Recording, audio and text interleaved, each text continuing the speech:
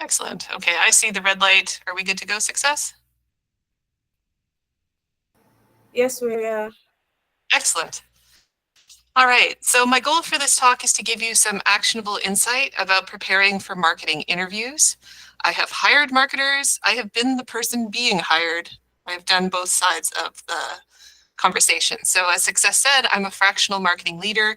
That basically means I work part-time for a whole bunch of companies. I specialize in launches and launch campaigns, but I also work in career strategy, because when you get to a certain point in your career, you're like, or at least this was the question I was asking myself, do I want to be building websites when I'm 50? And that's only a few years away, and the answer is pretty much no. So I'm pivoting into career strategy. I also write books. My first book, which is a fantasy action novel that basically reads like a Marvel movie but set in Toronto, came out in 2022, and I am hard at work on the sequel. And a lot of my marketing life is set up to support my writing life, so the two kind of speak to each other. But today we're here to talk about careers, and I want to give credit to my friends at Raw Signal Group, who were the people who introduced me to this whole topic area as something to specialize in. They write a free weekly newsletter. It's always a banger. It came out this morning. You can sign up for it at worldsbestnewsletter.com, and they write about work and culture and why work should be more wonderful and suck less, and that's probably something that a lot of people on the call could agree with. Basically, they make better managers, which is one thing I love about them. Success also mentioned that I am from Grow Class. I've been working with the Grow Class community for about 6 years, and this is Sarah Stockdale, the founder. She did an article called How to Prepare for a Growth Marketing Interview that really honed and focused how I thought about marketing. I'm going to refer to this article later, but I want to give credit and props to Sarah for being someone who is leading in that area. All right. What is an interview? When you show up to an interview, what's going on at the emotional level? I know it's like questions and you giving answers, but in the aggregate, what's happening? Interviews are about connection and coherence and trust and rapport. And if you can build those things with the interviewer, you increase your odds of being hired and being picked. So those are the things that I'm going to go through at a granular tactical level, but that's to give you an overview about what we're going to talk about today. The first is connection. When I'm interviewing someone, pretty much the first thing I want to establish is the lights are on, the person has shown up. Who is home? Who am I talking to? Has this person thought about the company, thought about the role? What are we going to have an exchange about? And are we both prepared? I want to be prepared as an interviewer, but I also want to speak to candidates who have done their homework. And you don't necessarily have to create like a total billboard of like possibilities. I know you interview with a lot of people. It can be very onerous and time consuming, but a certain amount of homework is required. And what do I mean by that? So before you get on the call with the interviewer, it's ideal if you've thought through why this company, why this leader, why this team? What questions are they as a company and as a business wrestling with? We've seen, I don't know if you've seen the joke about like, I'm tired of living in unprecedented times. I would just like to live in precedented times, please and thank you. There are a lot of huge forces globally that are affecting how businesses run and work. What specific things are the people who you're speaking to concerned about? What are they trying to understand and master? What recent sector news are they reading, reacting to, and being understanding and conversant about what they're up to can help you stand out as a candidate that they want to talk to. So you might say, that's cool. I know I'm new to the field. How do I find that information? Here are some sources that I have found helpful. This is not by any means an exhaustive list. First of all, go to the website and spend some time thinking about it. I cannot tell you how many times I've come into an interview with a candidate and I can tell within 5 minutes they haven't spent any time thinking about the website, or they did a drive-by, looked at it for 30 seconds, and didn't formulate a list of questions or thoughts or reactions. So have a look at the website, have a look at their corporate LinkedIn if they use that. If they're on Instagram, go to the places where their content lives and spend some time looking at it. If they're a startup and they don't have a huge footprint, you can go to a website like Crunchbase. There are a whole bunch of other competitors, and you can see how much money have they raised, how long have they been in business, how much turnover is there in their founding team. That can sometimes give you insight into how much resources they have to work with people like you and what kind of budgets you can expect when you're in that role. You can also use Perplexity, which is an AI tool that I like. It works with both Claude and ChatGPT as underlying layers that are built into it. And you can run queries to ask it about the company. I would caution, though, that you have to be pretty sure that you've got the right name. Perplexity doesn't always distinguish. For example, I have a friend named Luke, who you'll see later in the slide deck. when I search for Luke on Perplexity, I get someone who is very clearly him and someone who is not him. So make sure that Perplexity is distinguishing between the business you mean and not just merging content with other businesses. This is why doing research and thinking about it really helps. As a bonus exercise, you can also run your own name through Perplexity. What does it say about you? You can also use other AI bots and models. That's just the one I tend to use. Have a look at recent news. Have a Google alert, especially if you're in the late stage round for a hiring interview. If you've made it to the 3rd or 4th round and there's other candidates, have a Google alert set up with the company's name so that if, say, the morning of your last interview with the CEO, they've just dropped some major news, you will be in the know and you won't be caught short-footed because you didn't know that they had done something. Have a look at Yelp, Glassdoor, other aggregate rating sites. What are they like? What kind of presence do they have?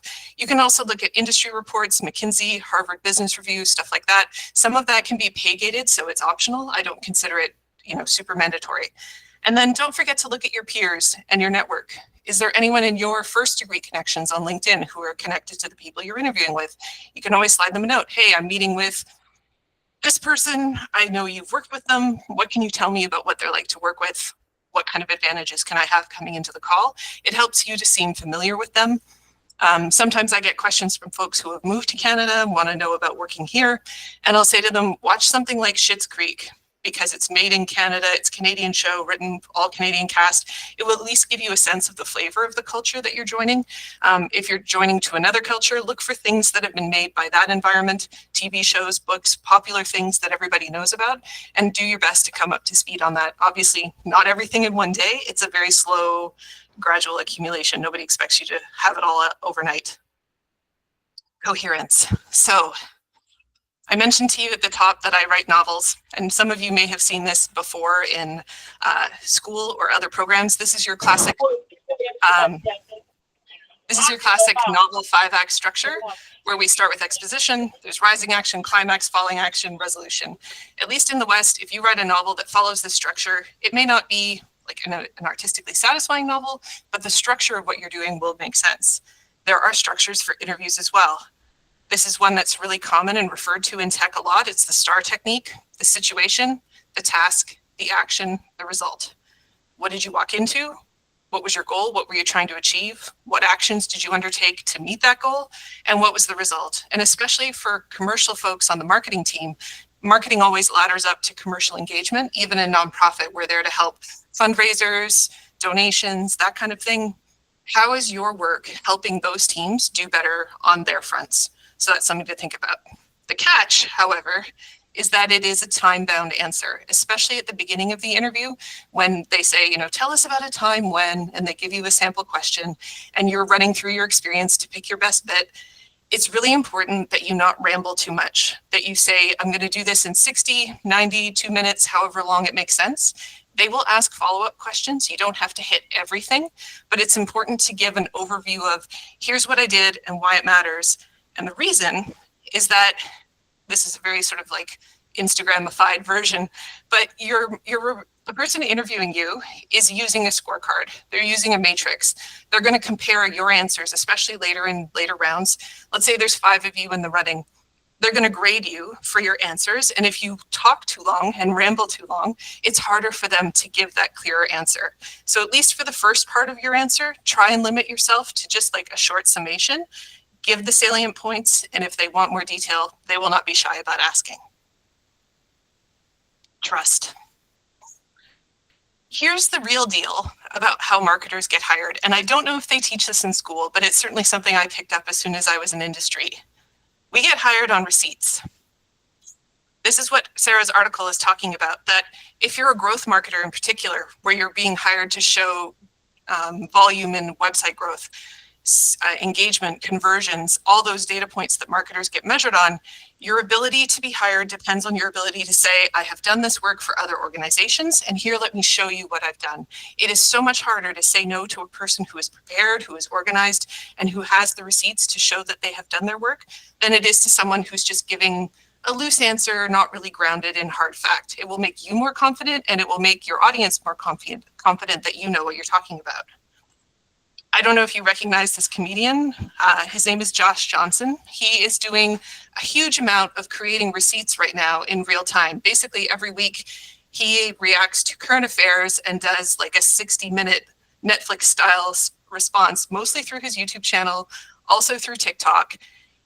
And he is amassing a huge volume of receipts. And it's fascinating to watch because he will respond to things as they're happening. He responded to the Super Bowl. He's talking about AI. He's talking about US politics. He's talking about all sorts of things.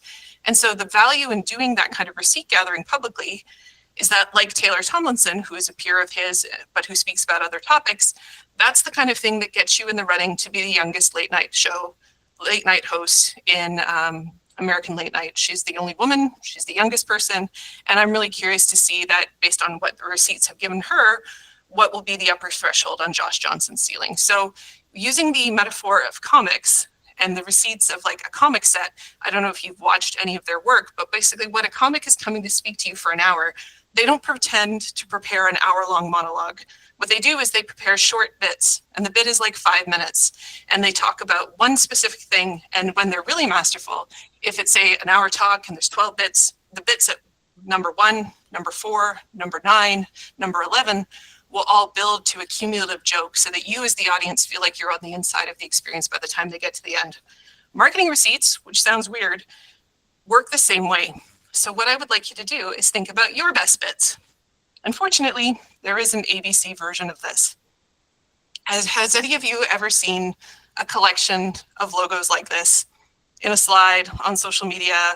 Logo soup, sometimes it's called. Have you ever seen something like this before? You can drop an emoji in the chat if you're like, yeah, I've seen that.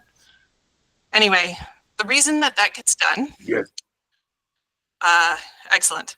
So the reason that gets done is because logos give you associational significance.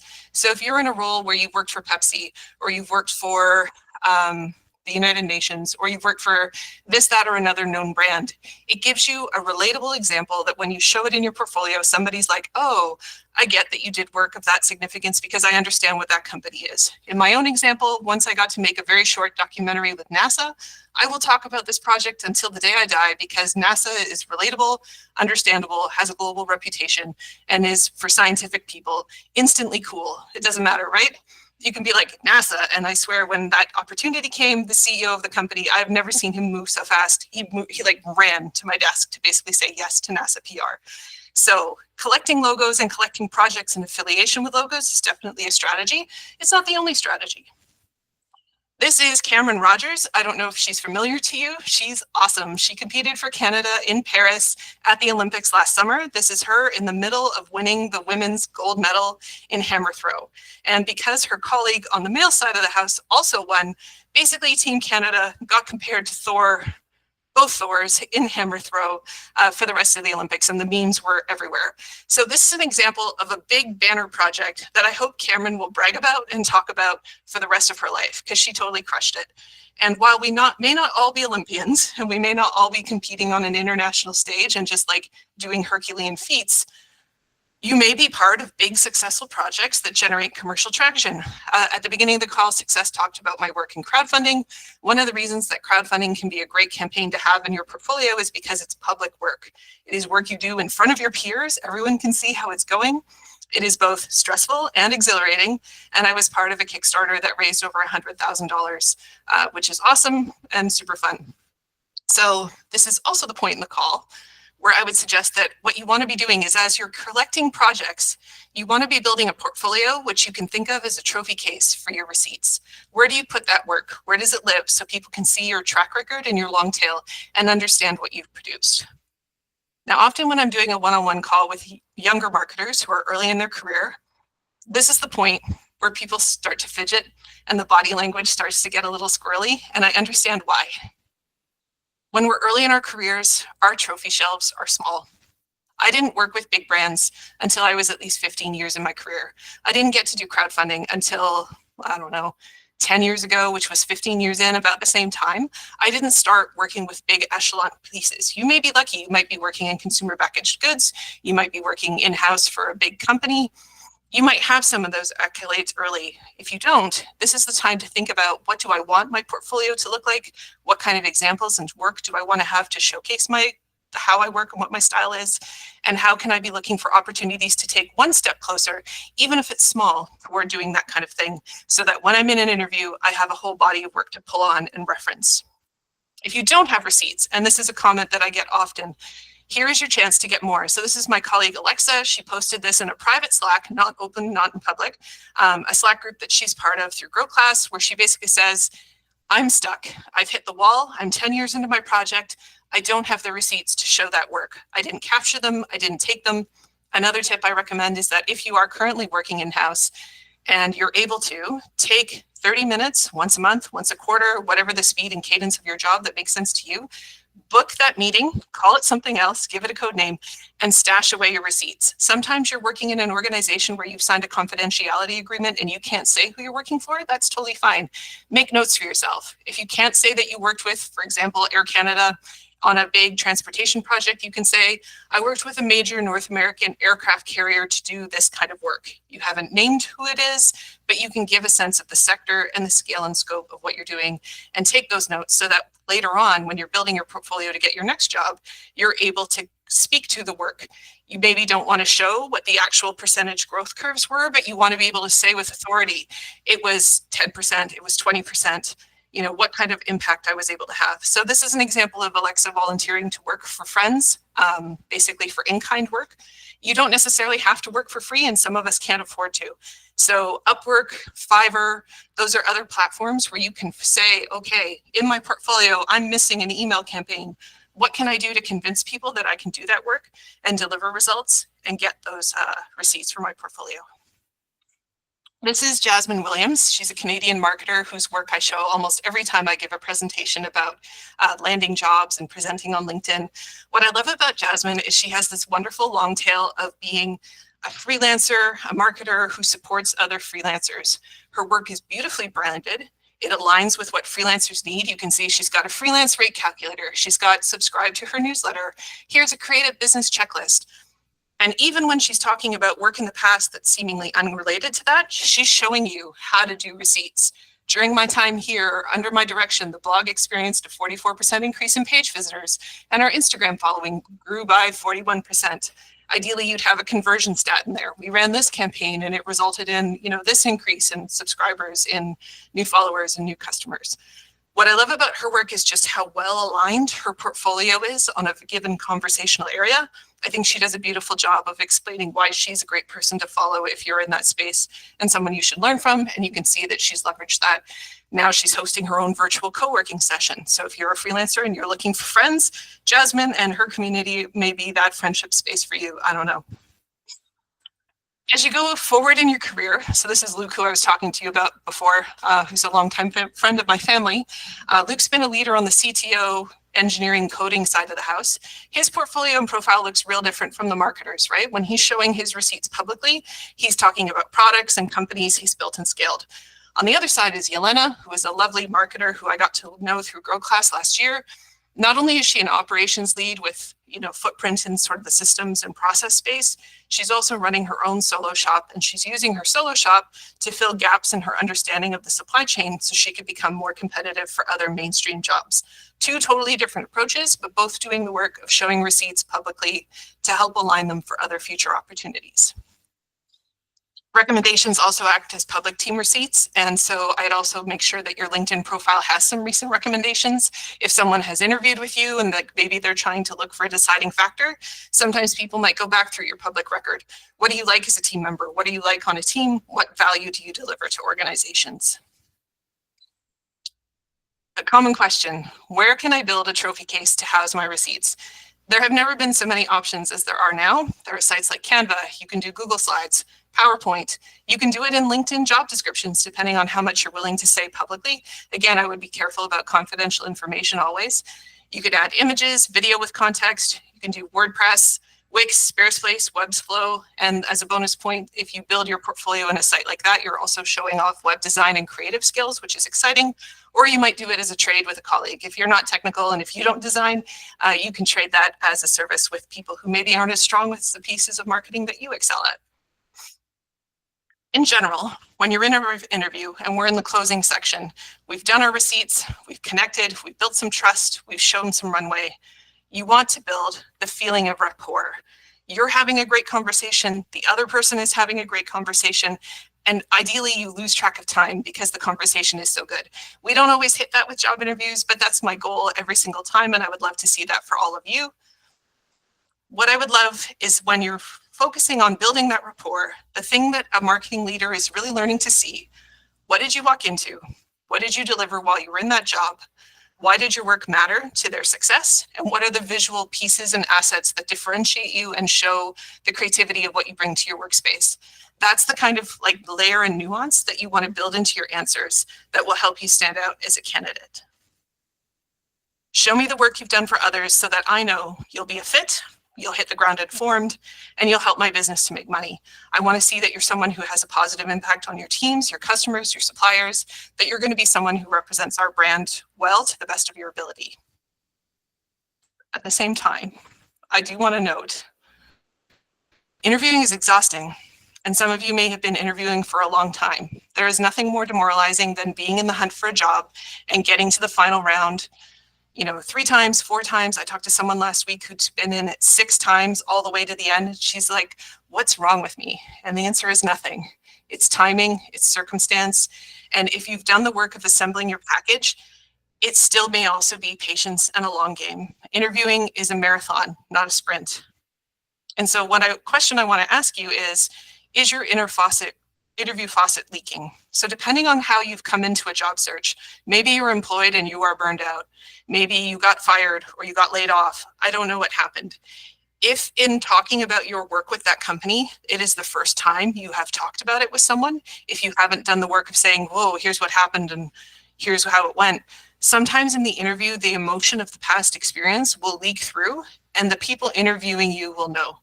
So part of the reason that I suggest that you, before an interview, pick out your questions, practice your answers, rehearse with trusted friends or family, is to give that first emotion somewhere to go. It's part of the reason why when I'm giving a new talk like this is the first time I've done this deck, I always rehearse with someone. I did a rehearsal at like 10:30 this morning with a friend who was happy enough to step into a quick meeting with me, just to make sure that any feelings I may have about the images or my own experience gets let out safely so that the new people are focused on the work that I've done and not the sort of tension that I may be carrying because of a past job.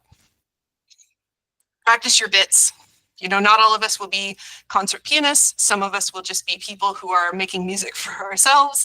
But when we talk about work and excitement and the things that we have done, practice speaking to your skills and abilities so that you're able to say, yes, that project, it was so exciting. This is why, this is what I learned, and this is the impact of the work that I delivered. Make sure you've thought through the exercise. So again, you feel really confident and excited to talk about your work because you've got some experience and you have some language to speak about it.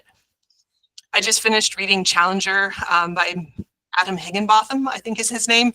It's a miracle any of us got to space, honestly. It's such a hard technical problem that I'm in amazement that anyone made it into orbit. But really, and hard things are hard. Landing a job is hard. Navigating an interview is really hard. But if you get through to the end, the view at the top can really be world-changing. I hope that gives you some things to think about. If you're looking to connect with me, you can find me on my website, elizabethmonier-williams.org, or you can find me on LinkedIn. The joy of having a really long and weird last name is that there's generally, if you're looking for Elizabeth Monier-Williams, generally it's me. There's one other person I know who has that name, but she's 20 years older and she lives in Boston, and I think she's retired now. Anyway, you can also look for my book if you're so curious. I write under my pen name, Ian Williams. It was really lovely to meet you, and I will hang around for the Q&A after the other 2 speakers.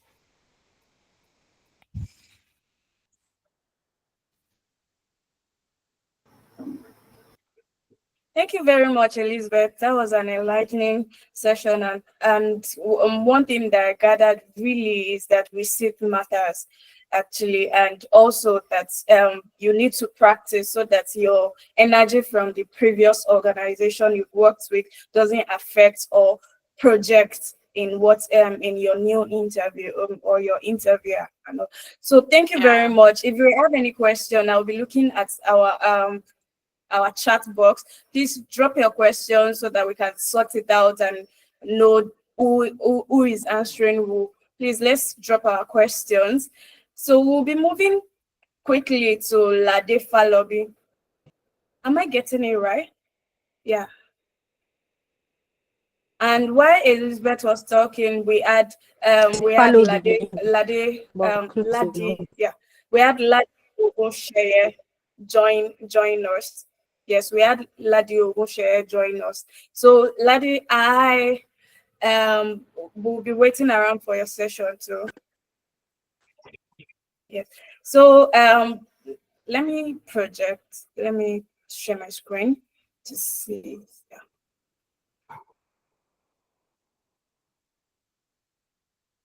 Yeah, Ladi, if you've read, if you're on Substack and you're not following marketing, what's it called? Gigs marketing, I don't know what you're doing actually, because newsletter is one thing that I always look forward to actually. And she wrote one about MTN. I don't know, for those in Nigeria will know what is happening with our internet service provider, and she wrote a lovely piece about that.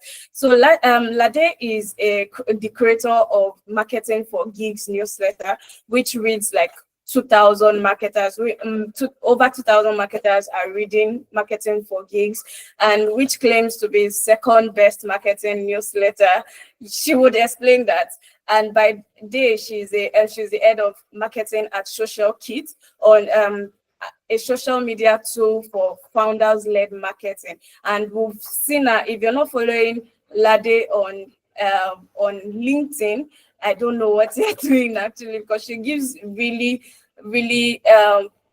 nice, very hands-on tools that everybody can pick and use, and I've learned a lot. So I will allow Lade to take us on talking directly to your target audience. Okay, thanks a lot, Success. That was, very nice words. Thank you. Can everyone hear me and see my screen? If you can, just do like a thumbs up or something. All right, awesome. Okay, cool. Just going to slideshow more than this. 1 minute. Okay, cool. So hi everyone, it's really great to be here. It was really great listening to everything Elizabeth said. I was taking notes myself, to be honest. So thanks a bunch. So I am going to be speaking to your target audience. And to start with, I made a post today on LinkedIn when I was talking about this event. And one of the things I said is basically that your target audience is the foundation of pretty much any marketing question you would ever have while you're working in a company. Right. So if you're unsure what marketing channels should you be pushing more budget into, first question you need to even understand is who is your audience and where are the places that they're living in. Right. If you're wondering what message you use to reach people that would actually resonate, it's still a question of who is your target audience, what resonates with them, even down to what for social media, what kind of caption should I use? What kind of hashtag should I use? For ads, what kind of copy, what kind of media? Basically, every question that you would ask, and even up to products, if you're in a tech company and they're asking a question about, does this feature even make sense for users? You're still going to bring an answer that comes back to the target audience. And that's why I think one of the first things that you need to learn as a marketer is how to figure out the target audience of whatever company you're working at, and then how to be able to speak well to that target audience and basically be able to write messages that people will read, and I made it like, yes, this is exactly for me. This is exactly what I was looking for. Okay, so next slide.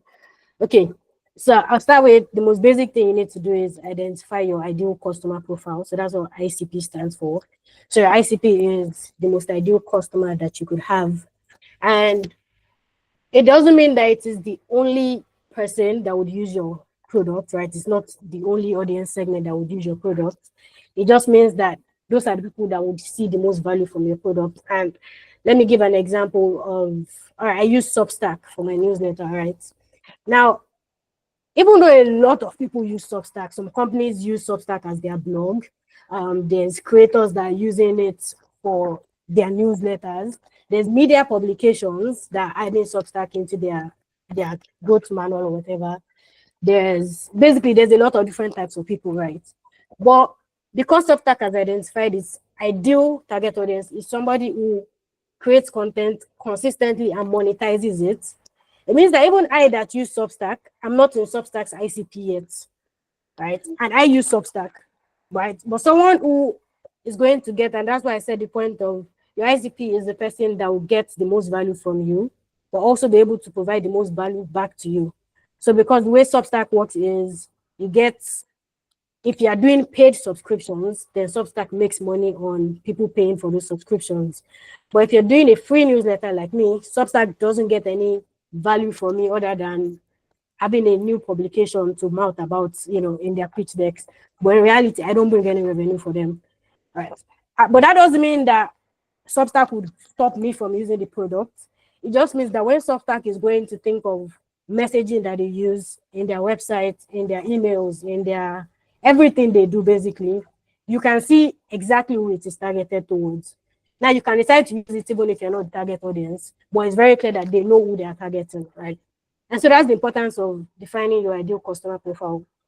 It is within the possible world of people who could use and get value from your product, who are the people who both get the most value from it and be able to provide the same value back to you. Because there are people that your products could be extremely useful for, right? Like they need your product, but they are not able to pay for it at the amount you want to charge, which means they can't give you the same value back. So that might not even be the ideal target audience for you to be targeting, even though they need your product the most. So if you're going into an organization that hasn't already defined its target audience, and to be honest, a lot of companies shockingly haven't, you can do this yourself, basically. If there already is a target audience, there's already a buyer persona, everything is documented somewhere, then all you need to do is read all of the documentation and still do your own research, right? So even if somebody has created a persona, they've created all of the documents, read everything, work with that information, but then also start speaking to users yourself. So you're getting insights to either reinforce what you've read or confirm if it was untrue in the first place, right? So the first thing that you need to do is list all of the audience segments that could find value from your product.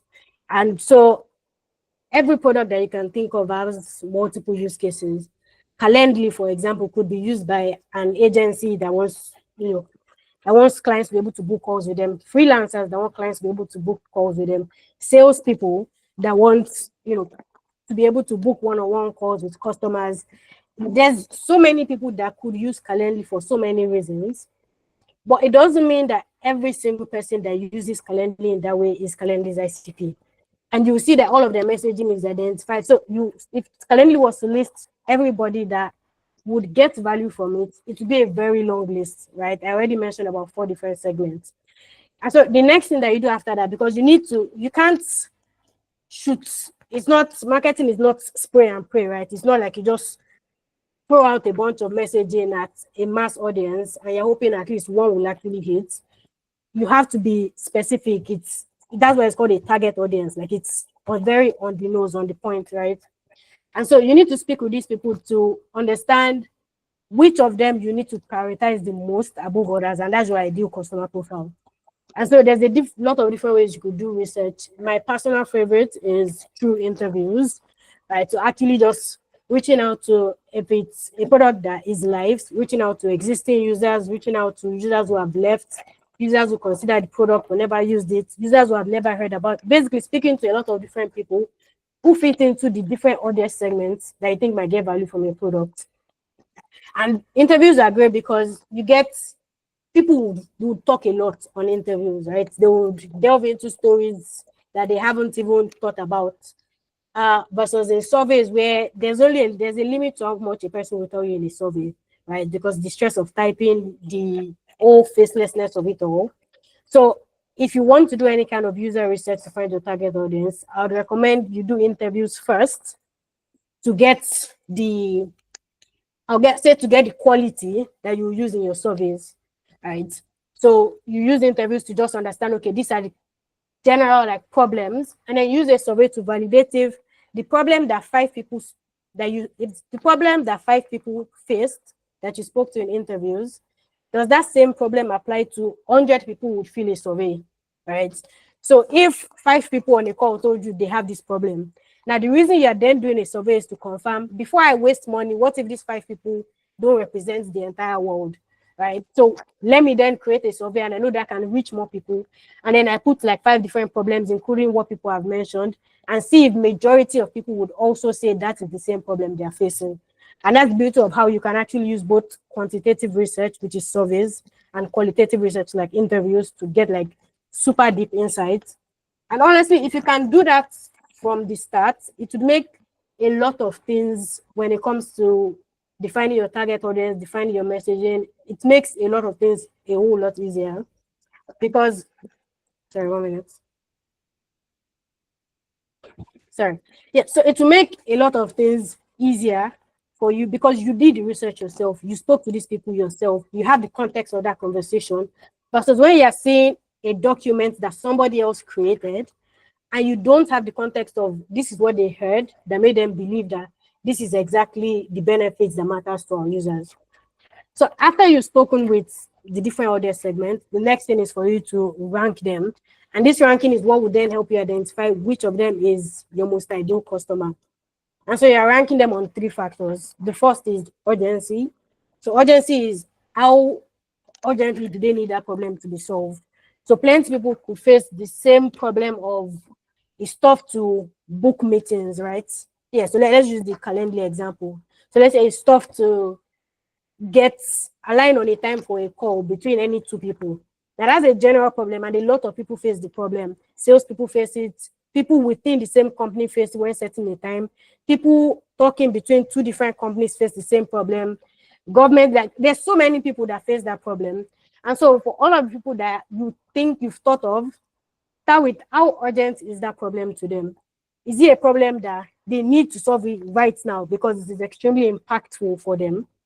Right? Or is it a problem that it's nice for them to solve it? Like it's cool, but it's not going to pinch them anyway if they don't solve the problem.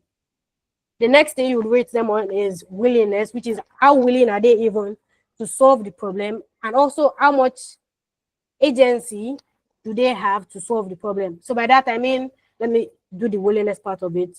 So the willingness is, even though different people are facing the same problem, and even though they are facing it urgently, they might not all have the same willingness to solve the problem, and especially willingness to pay to solve the problem. A problem can be urgent, and I would still prefer to go corner to find a solution rather than paying for it. Right? And agency it's a part of willingness, right? Which is also, apart from being willing, it is also like if they want to solve the problem, do they need to speak to somebody else to solve the problem for them? Right? So, for example, if I'm selling, I don't know, children's clothes, right? The person who has the agency to buy the clothes by themselves is the adult, not the child, right? So that's just an example. And then the final ranking is ability. And so ability is ability for them to solve the problem by themselves. So for the urgency and for the willingness and for agency, you want it to be high, right? You want the problem to be very urgent for them. You want them to be very willing to solve it and to pay for it. You want them to have the agency to be able to decide to solve the problem. But ability is what you want to be low. You don't want them to be able to solve the problem by themselves. Because somebody who can solve the problem by themselves wouldn't need to pay for your product to solve it for them, right? So that's where all of the other things now come in. So you might see that, yeah, this one looks important to a lot of people. It looks like a lot of people are willing to solve it. But then there are some people who are already able to solve it through some ways. And there are some people who it's extremely difficult for them to solve it. And then those people will then become your ideal customer. So that's how the ranking goes. And then you pick, ideally, just the top one. If there's a need for you to go top 2, right? But ideally, it should be just the top ICP. The other 2 would be maybe ones that you consider. You don't want to alienate them in your messaging, but you're not also going to specifically remove anything that would affect your ICP. You won't remove it in favor of all of the other people that go below the ranking. Right? So that's part of the importance of having the ICP. Okay, next is, okay, so after you've done all the research, you've designed that these are the most ideal people for me to target, right? They face the problem the most urgently. They don't have a way to solve it. They are very willing to pay to solve it. So you create a detailed persona. And this is an example of a persona.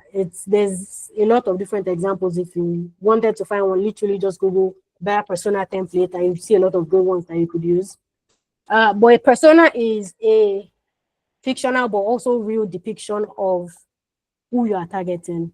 So it lets you know the general demographic and psychographic behavior or factors affecting whoever your ideal customers are, right?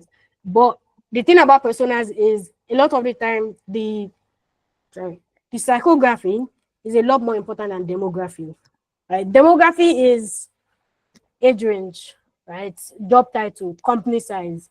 Now, those things are very easy to, it's very easy to find people within a demography, right? If I want to run ads, it's very easy for me to say I'm targeting people 18 to 65, right? Because it's a very easy thing to see.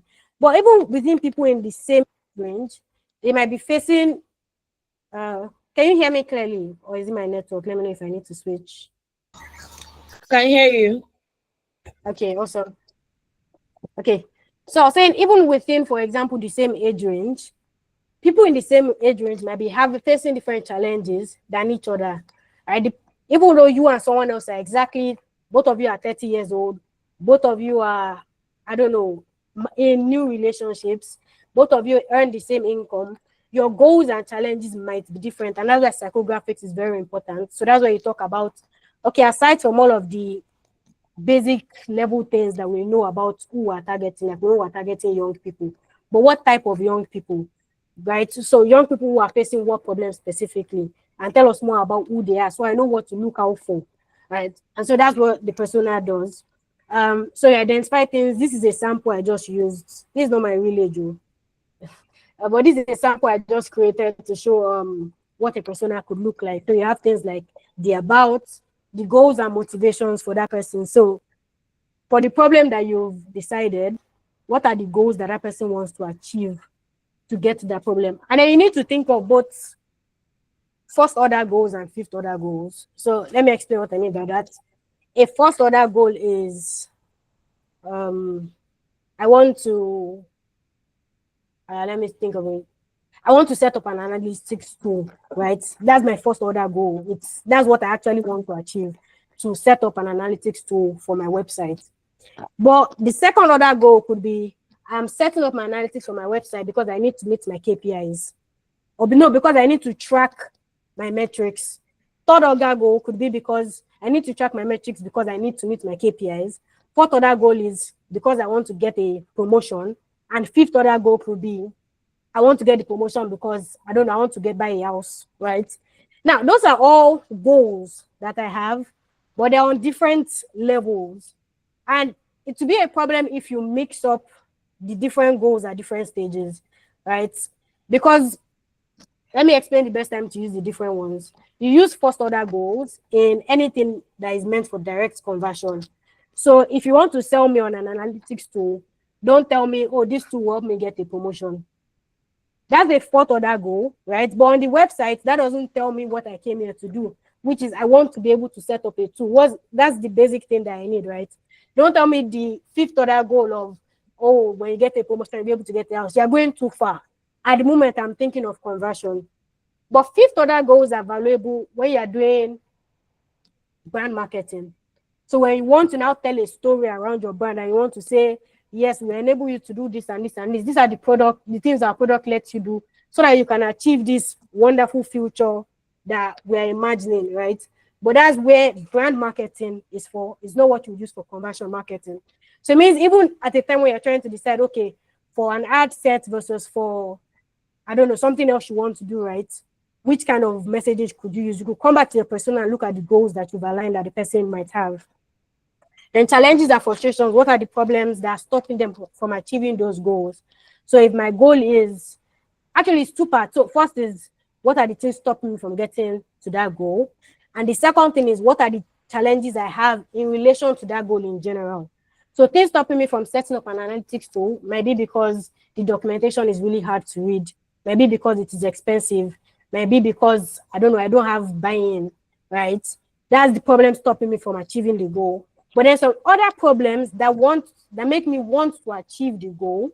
So that's the second layer of the challenge, basically, is why do you want to achieve the goal? is, oh, the problem is users are churning, and now I need to set up analytics so I can see why users are leaving my app, right?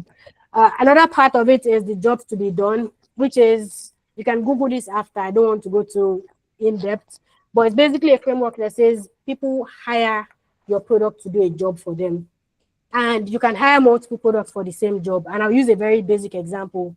A basic job that anybody could have is, I want to get from point A to point B, right? So let's say I want to get from, I don't know, Ikeja to Oshodi, right? That's my basic job to be done.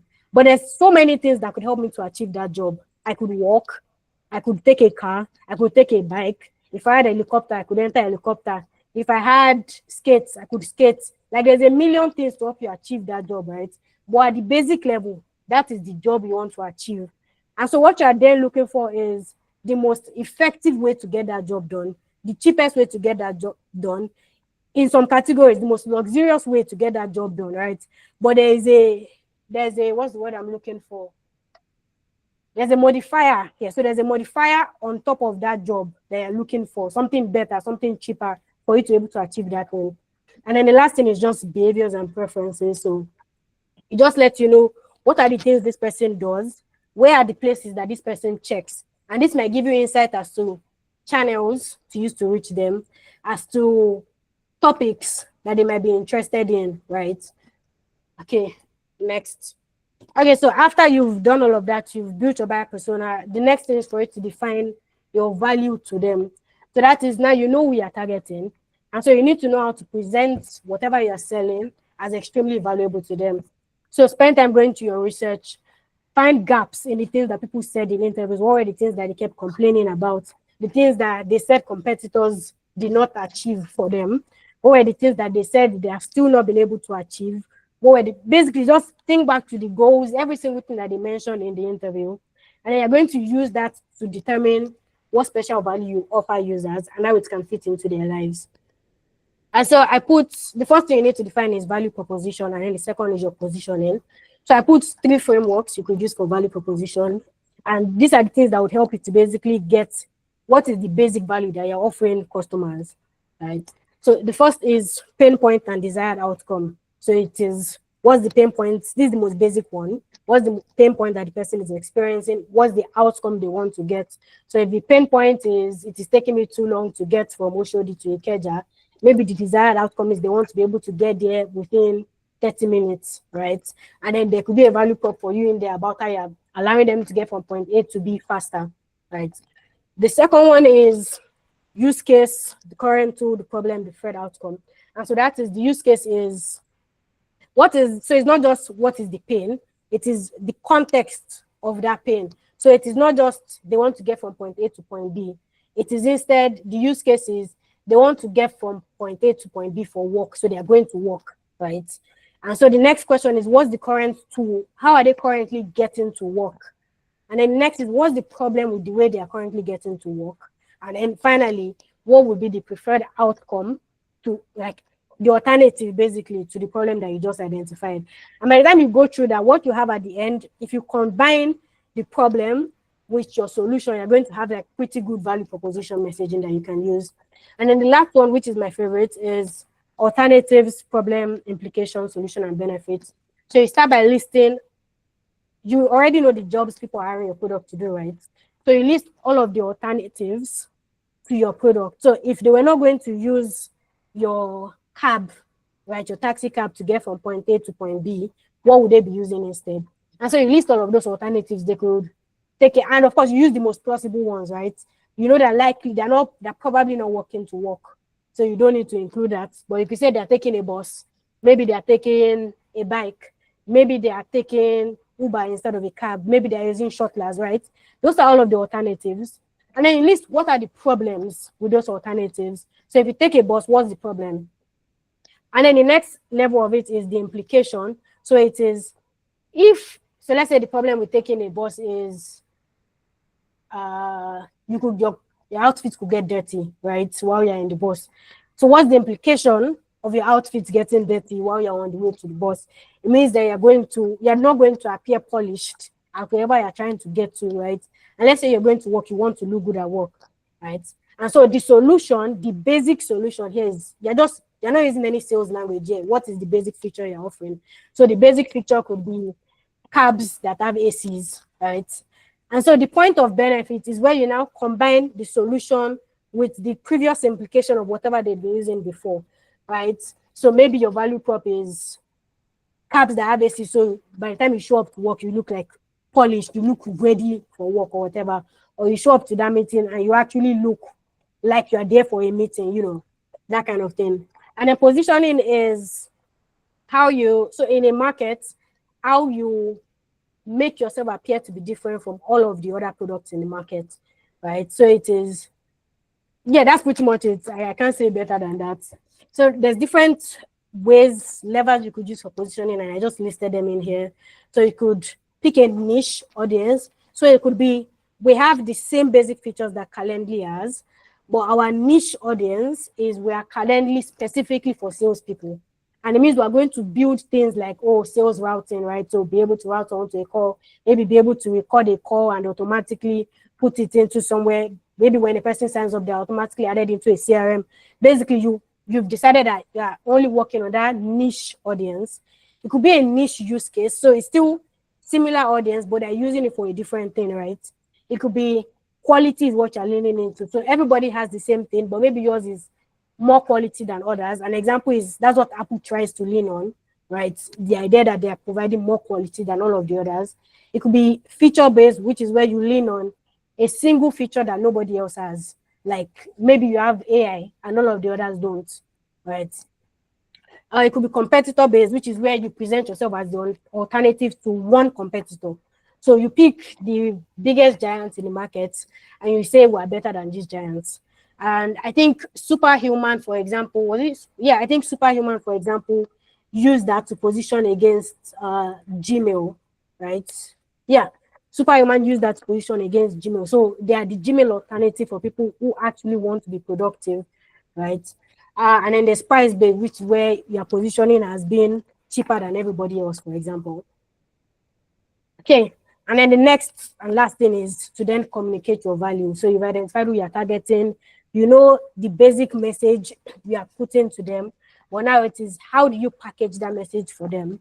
And so you need to speak to them in a language, a voice, a tone that resonates with them.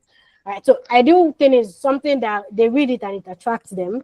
They can understand it, and this means, by the way, no buzzwords, no words that they need, no sentences they need to read 2 times to understand, right? Things that fit into the way that they understand things, right? And things that they can relate to, or in some certain context that they can aspire to.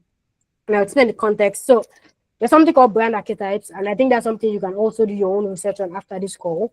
But the basic idea of a brand archetype is it's almost like the brand personality. It is the idea that there are different people, right? So there are different personality types that people have, and people respond to seeing some personality types in brands because it resonates with them.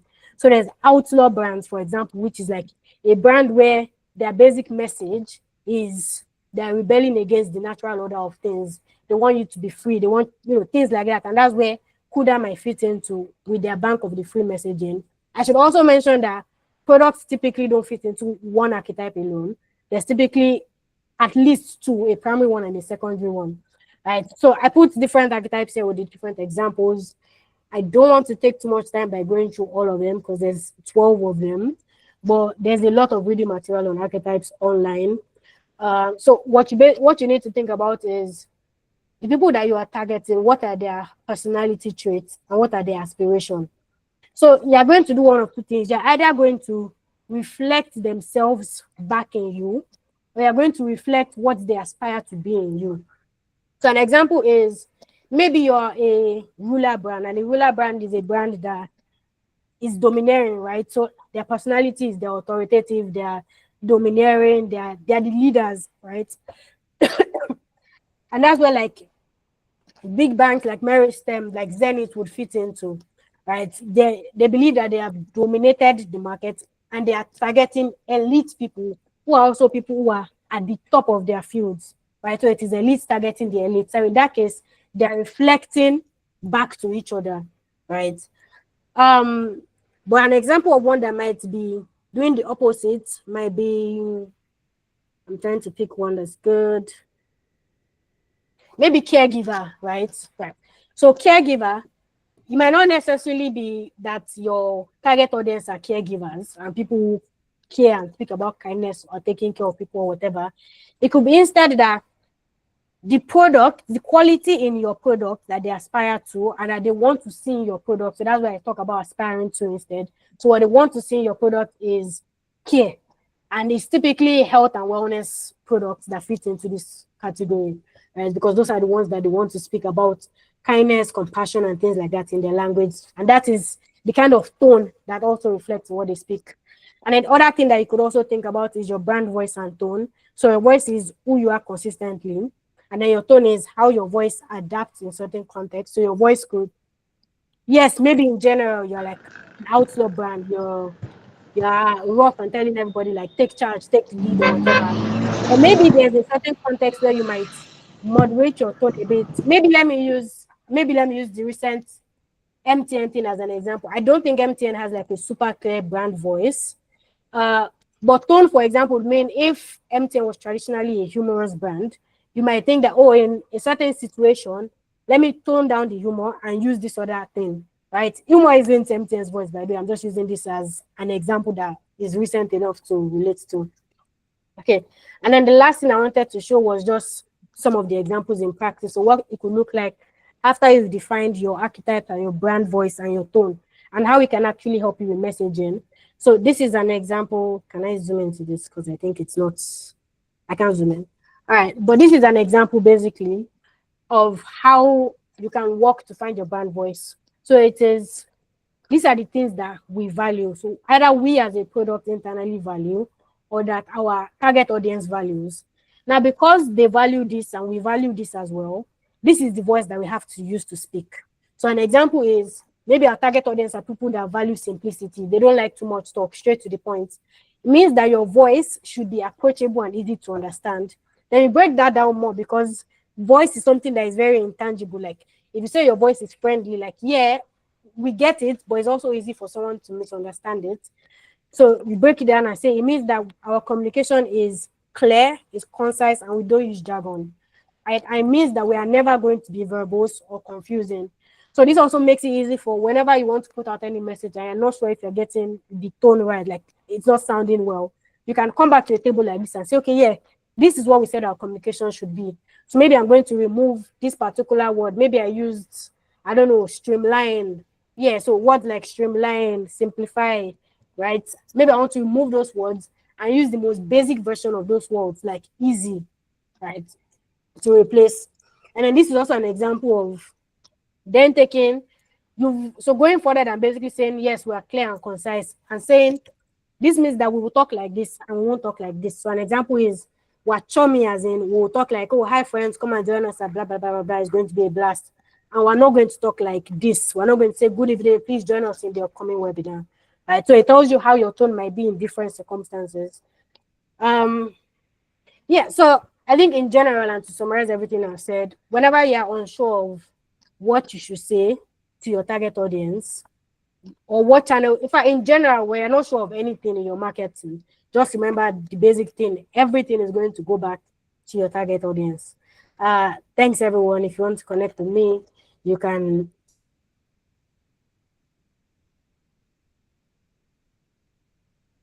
Thanks, everyone. Done.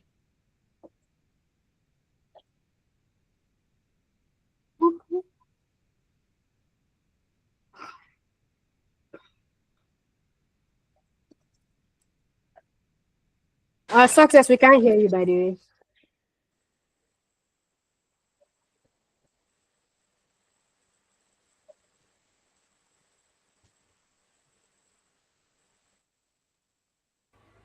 way. Success, your mic is good. Yeah, thank you, Lade, for that. It was really insightful, and I think that we have a whole lot to go and learn and to go and research on, especially the archetype part, actually. So currently, I know that we'll get these slides so that everybody goes back to go study. Can we all hear me?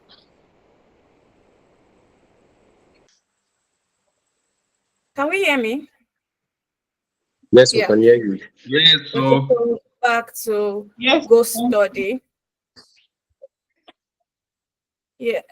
And I want us before we move to our last speaker, I want us to like answer a particular question.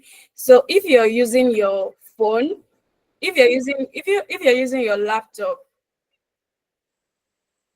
if you're using your laptop and you have your phone with you, I want you to scan this. So like tell us how you heard about this event. I want to know where you heard about it. Maybe someone referred you, you heard from WhatsApp, you heard from LinkedIn, Instagram, from the newsletter. So but if you're using your phone, it will the link to this will be in the comment section. Kind of having an issue with my network currently, but let me, yeah, sorry, a little, yeah. Please find the link in the comments. If you're using your phone, just click on the link to answer. It's just in 1 minute you can answer. And if you're using your laptop, you can also do scan to tell us where you heard about this event. So I will be calling on our next speaker, which is Ladi Ogunseye. So Ladi, it will be talking to us on negotiating or charging your words. I know that we've seen a whole lot of job description that is asking you to be the social media manager, the content strategies, the SEO strategies with maybe 150,000 naira or less than, like ridiculous prices. So Ladi will be telling us how we can negotiate and position ourselves to earn better and to earn our words actually. So Ladi, yeah, Ladi, you have the floor. Thank you very much for having me this evening. Good evening, everyone. I hope everyone can hear me. And I also hope that my screen presently is now being shared. Just confirm with emojis, solid. The topic that I've been asked to speak about this beautiful day is around how marketing professionals or marketeers or marketers, irrespective of the team you use, can charge their work. And it's an exciting conversation because when you look at it from different angles, um, it's very double-edged. This is a conversation that continually happens on WhatsApp groups, on Slack channels, on Instagram, Telegram channels, where people talk about there's a limit, there's a cap in terms of salaries. This salary is too small. This project hasn't paying me well, and it cuts across whether you're a freelancer or you're a full-time marketing professional. And I'm going to start this presentation this evening with my story. I was a young student at the University of Lagos, and I was studying zoology. Interestingly, I think that if you tell anybody you're studying zoology, the next thing they expect you to do is that you're taking care of a lion, or you're taking care of a camel or a dog or something. Because it's the study of animals.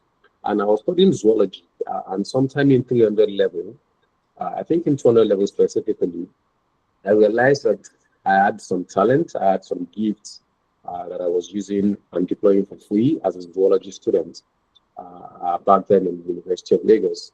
Some of those things, I organized events, I was writing, I was a writer, I was a creative individual. So it meant that I was organizing things, putting things together, strategizing on how to bring people to events, putting out, driving publicity to events, driving publicity to projects.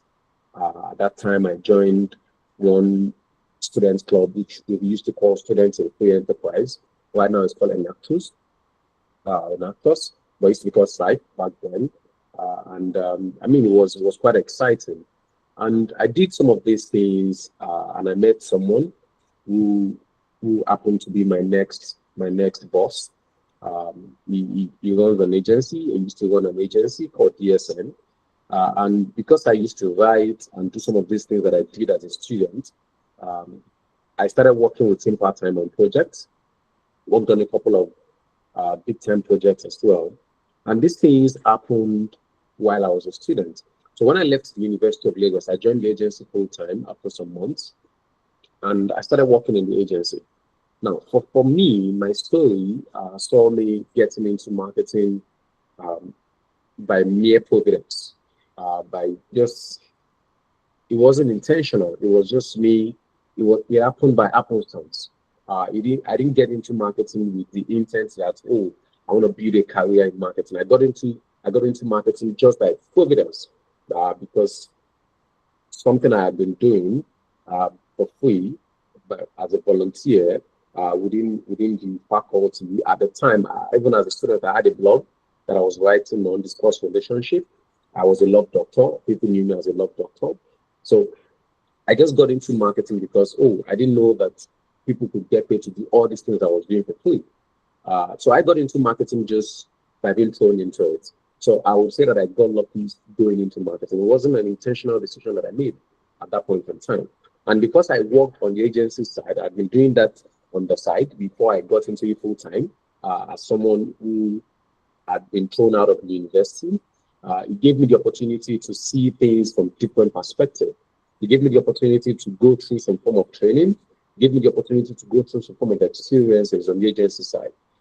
And when I left the agency and I joined Technomobile, I joined Technomobile at the time where I went for a training. I think pretty much was the only training Google did at the time in Nigeria.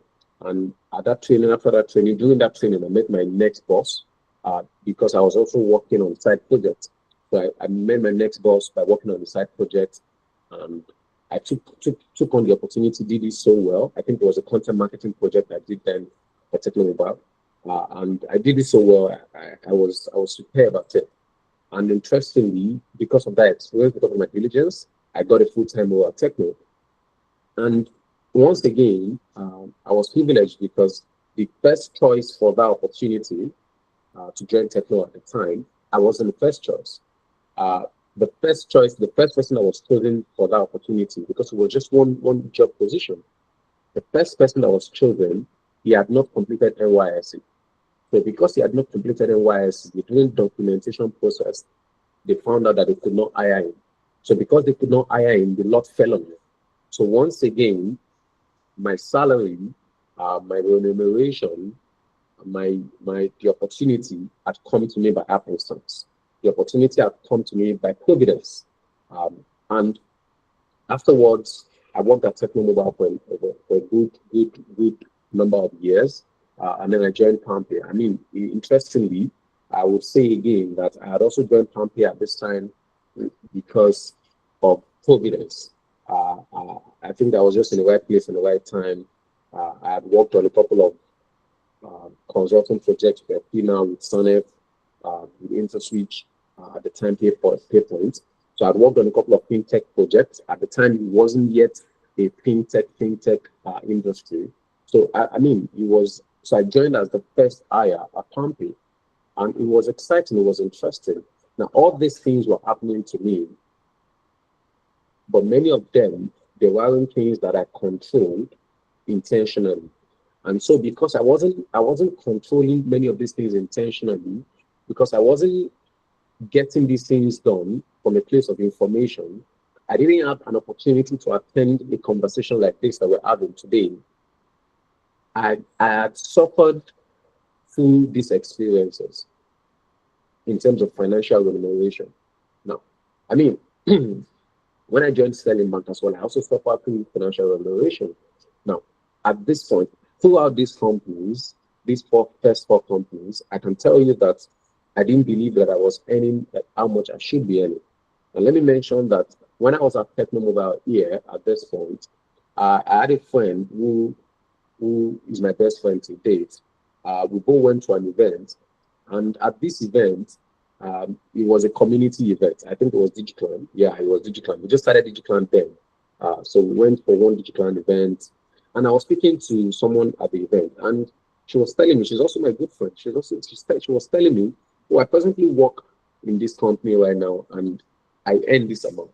And then when she told me that, it drove a consciousness within me that the amount I was earning at Technobile, I was grossly underpaid.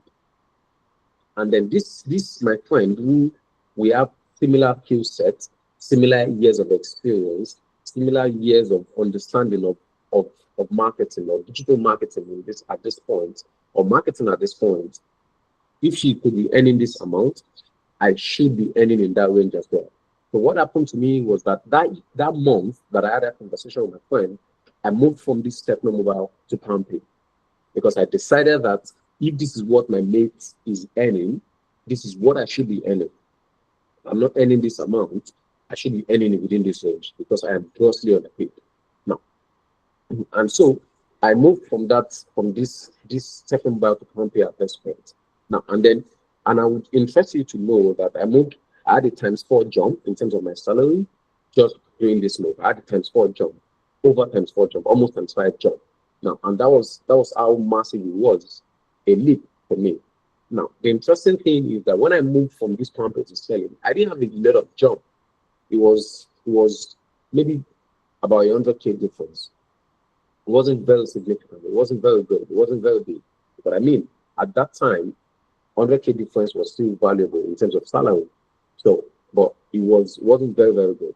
But one thing I realized is that I also made this move without having complete information.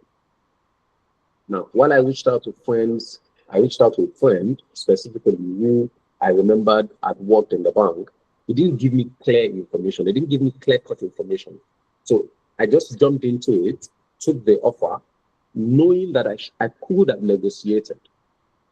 I could have asked for more, but I didn't, because I didn't just have the full information. And that's one of the key things why we're having this conversation tonight.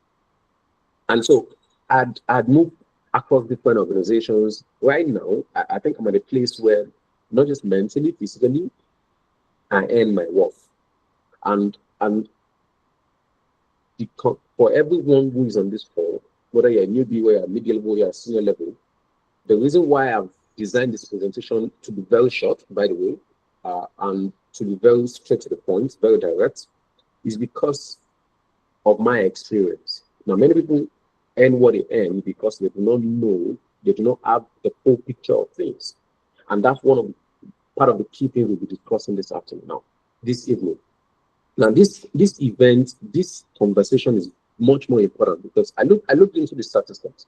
Now, 89% of new marketers, initially when they get into the industry, they underprice themselves. Why? 3 key things: imposter syndrome, fear of rejection. They underprice themselves. They feel like you've gotten the offer, and then they tell you this is the salary they want to pay you, because you're scared that, oh, if I say that I want to earn this amount, will they take away the offer from me? I have been looking for a job. I've been jobless for months. I've been job searching for 3 months, for 4 months, for 5 months, 6 months, 1 year. Now, if I say that I don't want a job, I want to earn more, will they take away the offer from me? Will they give it to someone else? 89% of new marketers suffer from this. They underprice themselves initially. And this is something that will continually happen, except to have the full picture. The second key information that says why this is extremely important for us is that premium price marketers, and I put that in bold because it's strange, because there are premium price marketers. They report 50% fewer client complaints, especially those who are freelancers. I'm talking about freelancers here because I've structured this in a way that it captures those that are in 9 to 5 and those that are driving a freelance career. They report 50% fewer client complaints and 2 times faster project approvals compared to their discounted competitors. So those marketers, freelancers who price themselves at a premium, in terms of premium category, they report 50% fewer client complaints. So the lower your price is, the more complaints you'll be getting from your client if you're a freelancer. Now, the higher your price, the lower your chance, you have chance of getting fewer complaints because you are more expensive. Now, it defies logic, but that is the bone of the conversation that we're having this evening. Now, I stick to the concept of value. What does value mean? Now, for value, it simply means that it's something that we may have heard at different points in time. Oh, what does value mean? What does value mean? The reality is that the value is simply the worth of something. So if I say that to attend this session tonight, it costs 500,000 naira, that is the value that I placed on this session. If I say that to attend this to speak to me for 30 minutes, it costs $1, that is the value that I placed on it. If I buy a bottle of Coca-Cola for $2, that's the value that I placed on it. Now, the concept of value is important because we need to go back to the basis. That's the basis. Now, first things first, business. To the business. Every business is existing to make money. That's the first point of value we need to understand. Every business is in the business of making money. So every business is existing because of one reason. They want to make money. Now, when people talk about marketing, for me, the definition of marketing that I have come to design and choose is that everything we do in a business to drive value, to create value, process that value, and give that value to the consumers while getting value back to the consumers is marketing. So pretty much, marketing is simply value exchange between the business and the consumers and the consumer. That's marketing.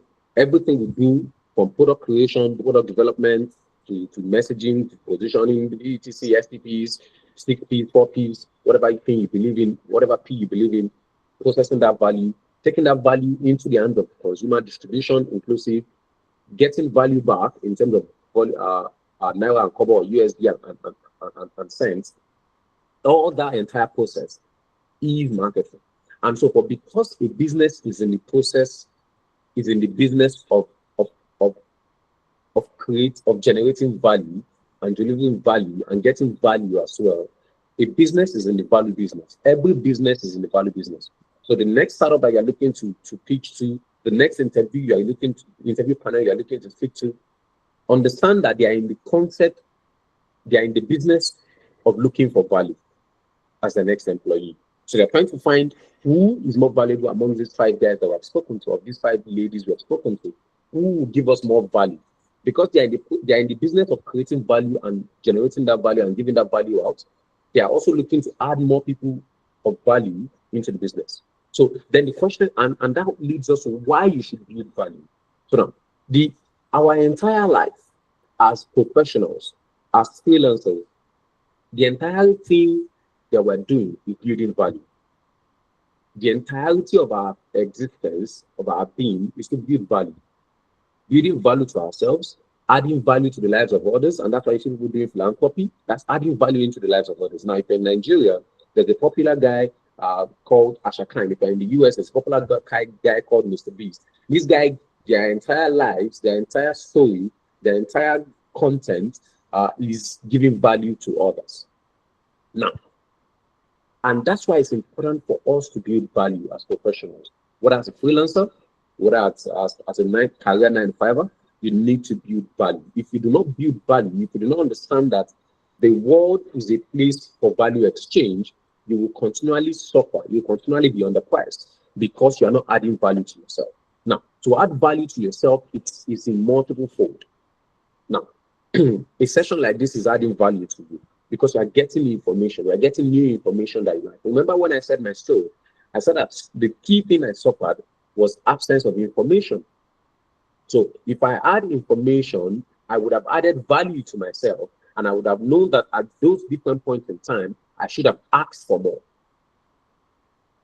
Now, I tell people this all the time. When people reach out to me, maybe I coach people for an interview to get a job, and then they get the first offer. And I tell them, as I've seen this first offer, you know what? Negotiate the offer. I can literally see, if it's a video session, I can literally see the fear in them. If it's a text we're having on WhatsApp or something, I can literally see the jittery, like, oh, why do you, I don't want to negotiate it. I think it's okay. They want to persuade me to them, but I tell them, I said, this isn't my first rodeo. Now, if you lose this job, I mean, it's crazy, but I go to the extreme to give them confidence. If you lose this job, I'm going to give you this X amount. And if they withdraw their offer, I'm going to give you X amount. So if that's a first salary, I'm going to give you a first salary. So in most times I've seen that it gives people confidence to ask for more. Now, when they ask for more, I often realize that they come back and they get a better offer. And I say this all the time. The first offer you get for a job interview from a job interview is not the best offer. You know why? Because every time you get a job offer, they've gone through first stage, second stage, third stage, in some cases 5 stages, ridiculous stages. Now, that thing is stressful. I interview people all the time. It's stressful to interview anybody. So having gone through that thing with you, to now go through it with another person is a stressful experience. So because I have chosen you, that's why I'm giving you an offer. Because I have chosen you, it means that I want to go with you. So if you come with a reasonable offer to say, oh, you want more, I will be open to actually be adjusting my budget within a budget. Most organizations would have a budget, but I can tell you that the first one they are giving you is in the lower band of that budget. So once you build value, understand that you should demand it when you are in IRS. Also for project as a freelancer, be happy to explore it. Now, and I understand, I'm going to let me speak to pricing strategies here. Now, for careers, you need to understand 3 key things. One is called loss leading. Loss leading. Now, there are times when you take a pay cut because of the nature of the organization, because of the nature of the experience, because of the nature of the industry. It's important to understand this. Now, it's a pricing strategy for your career. Now, the way we have a product now, I tell people this all the time, as a freelancer or as a 9-to-5er, treat your career like a product. Forget about app. Treat your career like a product. The way you find a bottle of Coca-Cola, it is priced at maybe 150 naira or $2 anywhere you may be or something. Treat your career like that. Put a price to it. Now, sometimes you might need to take some losses. You might need to take a salary pay cut because you want to get into an industry. That's okay. Now, another one is long-term profit. Now, many cases when you are taking a pay cut, it is because you are looking to get into an industry. Now, for example, today, when I got into fintech, at that time, there weren't so many fintech marketing professionals. So I got in very super early.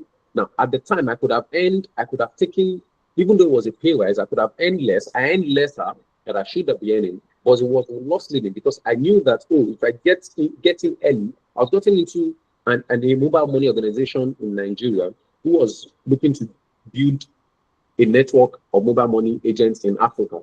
It was super early. It was at the time when you're talking to people about how their phone number can be their account number, and they're doubting you because it's strange, it's weird. So, and I got out at the time where I built from zero, literally built the brand, from brand naming to everything to 15 million users. So it was, for me, till date, as people still reach out to me and talk to me about my company experience, for me, because it was loss leading, it's a long-term profit. Now, career is a long-term goal. Then there is instant gratification. You want to make a big move at this time. You know this move is gonna bump your salary times 3 times 4 times 5 times 10, even in some cases. Instant gratification, you go for it. Now, also there's also delayed gratification. You know, this move is not going to be very big for me. I talked about my campaign to a sterling move. It wasn't very big in terms of the money, but it was a delayed gratification. I mean, I'd worked in an MMO. I wanted to join a bank, which gives me 2 different verticals in terms of payment experience. Now, at the time as well, I now left the bank and joined a B2B payments company, which gave me a wholesome payment experience. Now, this is delayed gratification because I was building up myself to become wholesome when it comes to the entire payment infrastructure in Africa. And that was, for me, the money didn't matter at the time. What mattered was that, oh, in the next 5 years, when I gain this entire experience, in the next 10 years, I'll become wholesome, that I can command the salary that I presently command. Why not? Because of these experiences now. For agency freelancers, there's something called the cost markup. You want to work with a client, you get the cost from your dependency.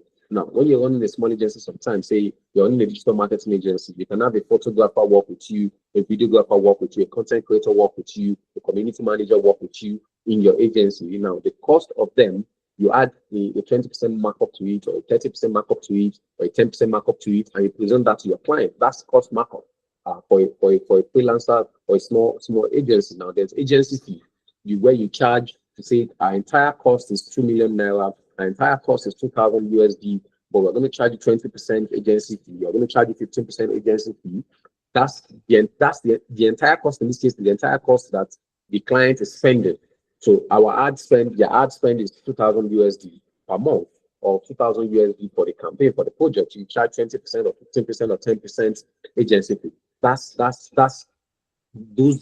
a pricing strategy as well for an agency or a freelancer. Now, one thing I want to also say that before we move on is that the amount you pay, the value you pay placed on yourself, on your business, on your agency, is what people will pay to you. Let's not kid ourselves. Now, the value you place on yourself as a career professional. For example, I see I've gone through some experiences where, let me share a personal experience. I was working, and I'm going to mention this. I don't care. I was interviewing with this guy. I think he was the CEO of Trust Cloud. I can't remember. I'm not sure. And I was doing this interview, and I was sitting there. This guy goes ahead to ask me. He looks at my CV. First things first. One red flag for me is that when you don't prepare for an interview, I know. So when you don't look at my CV before an interview, I know that you're just here to waste your time. So he looks at my CV, looks at my certifications, and then says I should talk to him about each thing I learned through those certifications. Now, I answered the first one. He mentioned the first one. I answered the first one. And then I said to myself, why am I putting myself through this? This is crap. I should not be taking this. I told him I would like to excuse myself from the call and excuse myself from the process. It was as simple as that. Even though I was looking for a job at the time, it didn't make sense to me.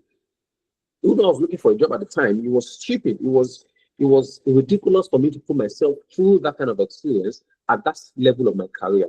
Now, and that's why I say that it's important that you also surround yourself with a good circle. Because I could only do this because I had a friend who had told me some kind of experiences.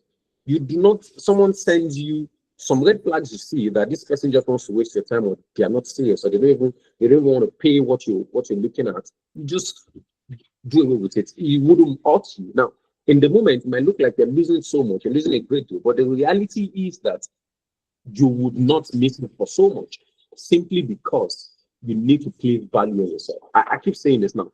You need to place value on yourself. And the way to place value on yourself, one, have the information. Information on the industry, information on the job. Know the job. A lot of people say they're battling imposter syndrome, but the reality is that the harsh truth is that they perhaps don't have enough information about even the job, about how to do the job. So if you don't know how to do the job, that's okay.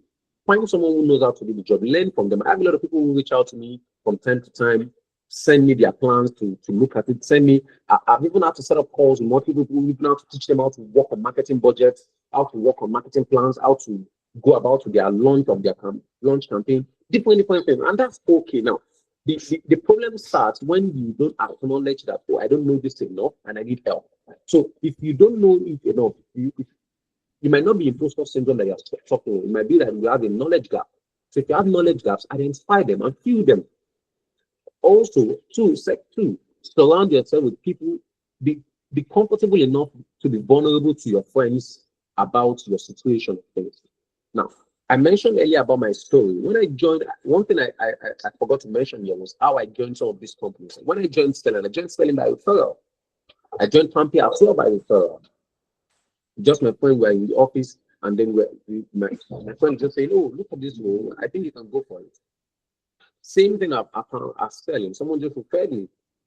Now, Canary Point as well, someone referred me. I joined Canary Point as CMO here. Someone referred me. So the point is that find people that you can surround yourself with, that you can be vulnerable enough to speak to express yourself to talk to regarding even your interview experiences, because sometimes you need some form of encouragement, you need some form of motivation to not take the ridiculous things that some people will push at you or will put you through. So I also want to speak to the process now. for everybody, whether you're an agency, whether you're a freelancer, whether you're a 9-to-5er, there's this 3 process. You cannot keep it. The first, to eat a potato or a yam, the first thing you need to do, you need to peel it. The peeling process is self-awareness. You need to be self-aware. What are the knowledge gaps that I have? I don't know about this industry. I don't know about so many things. Many of us want to earn so much, but we don't know so much. That's the truth. We want to earn so much, and it's disappointing, or it's painful, because you see someone say they want to earn so much, but they don't know anything. So you need to peel yourself. You need to have some self-awareness. What are my knowledge gaps?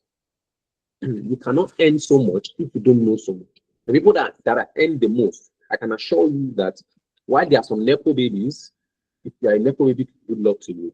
Now, while there are some people who are perhaps professional housemakers in offices, if you are that, good luck to you. But if you are none of these and you want to earn so much, you need to have some form of self-awareness. What are the things I know? What are the things I don't know?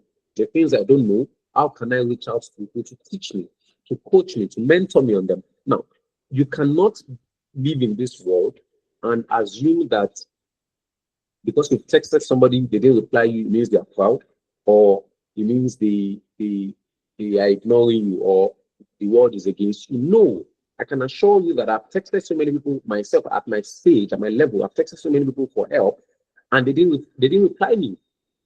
And it doesn't mean that they are bad. It perhaps mean they are busy. There are people that would have texted me as well. In fact, my best friend growing up texted me. He also works in marketing. He texted me one time. We've gone a problem. That's okay. But he texted me one time for help, and I could not do it because I was in a mental crisis. So you don't know what people are going through sometimes. So when you text people, reach out to people, and they don't reply you or you don't get feedback, don't take it to heart. Don't take it to heart. Recently, I texted someone on LinkedIn. He's based in the UK. I texted him. I need him to review a material that I've been looking to publish like December. And I texted it to him. I emailed it to him. He didn't reply. And that's okay. It's perfectly okay. So the reality is that self-awareness is very critical. Don't be scared. Don't be shy to reach out, to ask for help. Ask for help. Be unashamed to ask for help. Now, cook. The point of cooking is that you boil something. You put it, when you put a potato on inside the pot, after peeling it, you put it in the pot, you turn on the heat, and it starts boiling. The process of boiling, many of us need to go back to that process. That's the process of gaining knowledge. Gain knowledge. Know things. Don't just assume that you know them. Get your hands dirty. I see a lot of people, someone say, I'm a performance marketer, but you have never run a campaign before. How are you a performance marketer? Oh, I need a job to become a performance marketer. No, you don't. Look at people on your WhatsApp, in your WhatsApp community. There are a lot of small businesses there. The things that you have learned on YouTube, the things you have learned on Coursera, the things you have learned in those courses, those boot camps, ask your friends to give you the opportunity to practice them. You don't need a big budget campaign before you get your hands dirty. Your friends are running ads across. They are running small businesses. Some of them don't even run it right now. Tell them, oh, you have a bad business, right? Have you thought about running ads? Can I help you set up the ad system? Let me help you run it.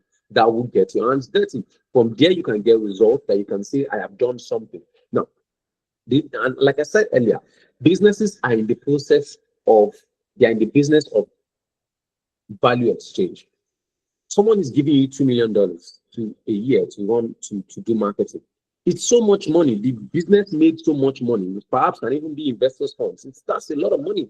So you cannot just burn it on vibes, on guesswork. You have to know what you're doing. And that's why someone talks to you in an interview and they realize, oh, this person doesn't have experience. They're PowerPoint marketers. They're just bamboozling us or something. They're just bullshitting us. So you need to cook yourself. You need to get into the kitchen, cook yourself, gain mastery, and then you eat. Now, if you don't gain mastery, you cannot eat. The reason why many of us are getting paid less as well is because we have not cooked ourselves. You need to gain mastery. You need to, if it is media buying and planning, you want to focus on, sit on it and master it. If it is content marketing, sit on it and master it. If it is PPC, if it is email marketing, if it is SEO, anything whatsoever, sit on it and master it. And mastery doesn't come after learning for 5 hours. For example, all day I've been on on a YouTube channel learning Python. And I've spent the last 8 hours of today learning Python. I cannot say that right now I can write some Python code, I can do some things on Python, I can work on some project. I have not mastered it.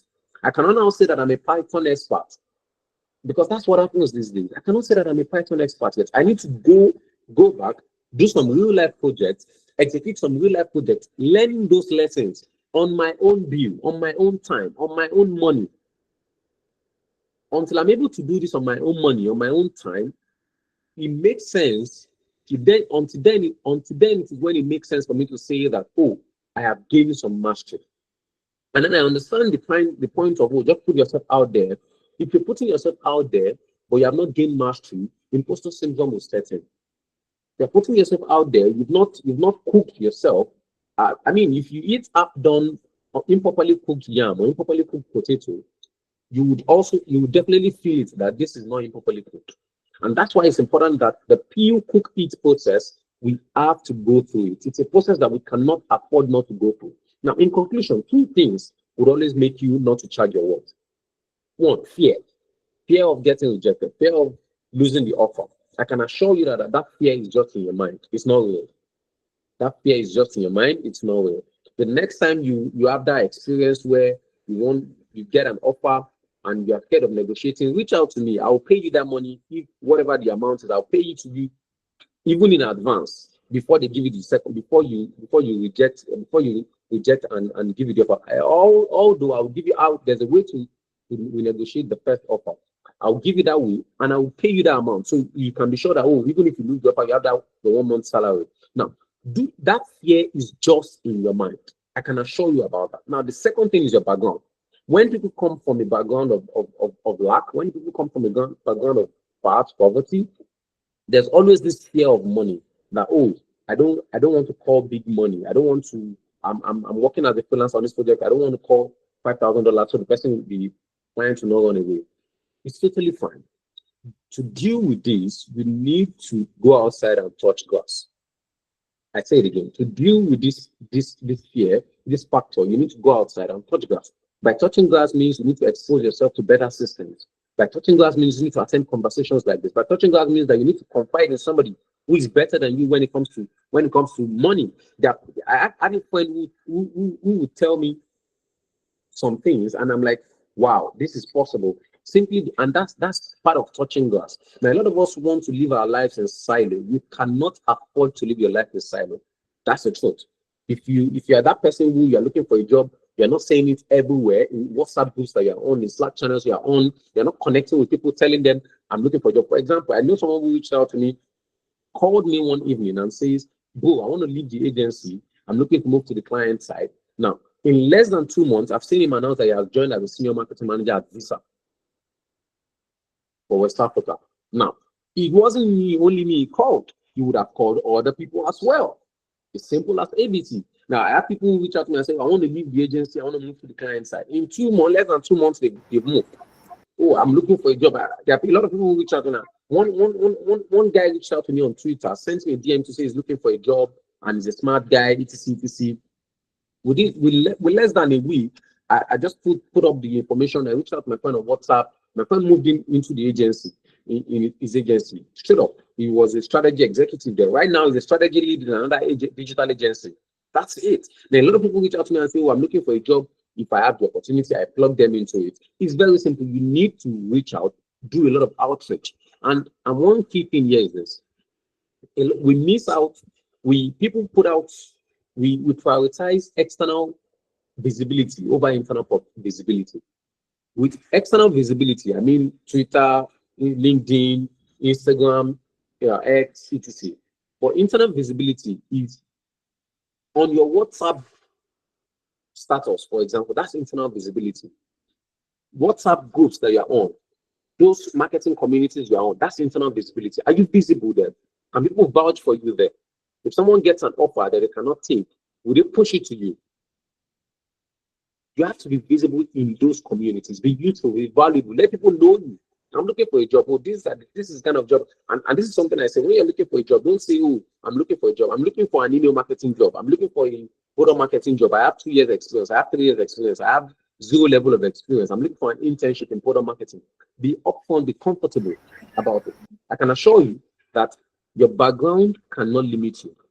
Irrespective of your background, you can charge any amount you desire to charge.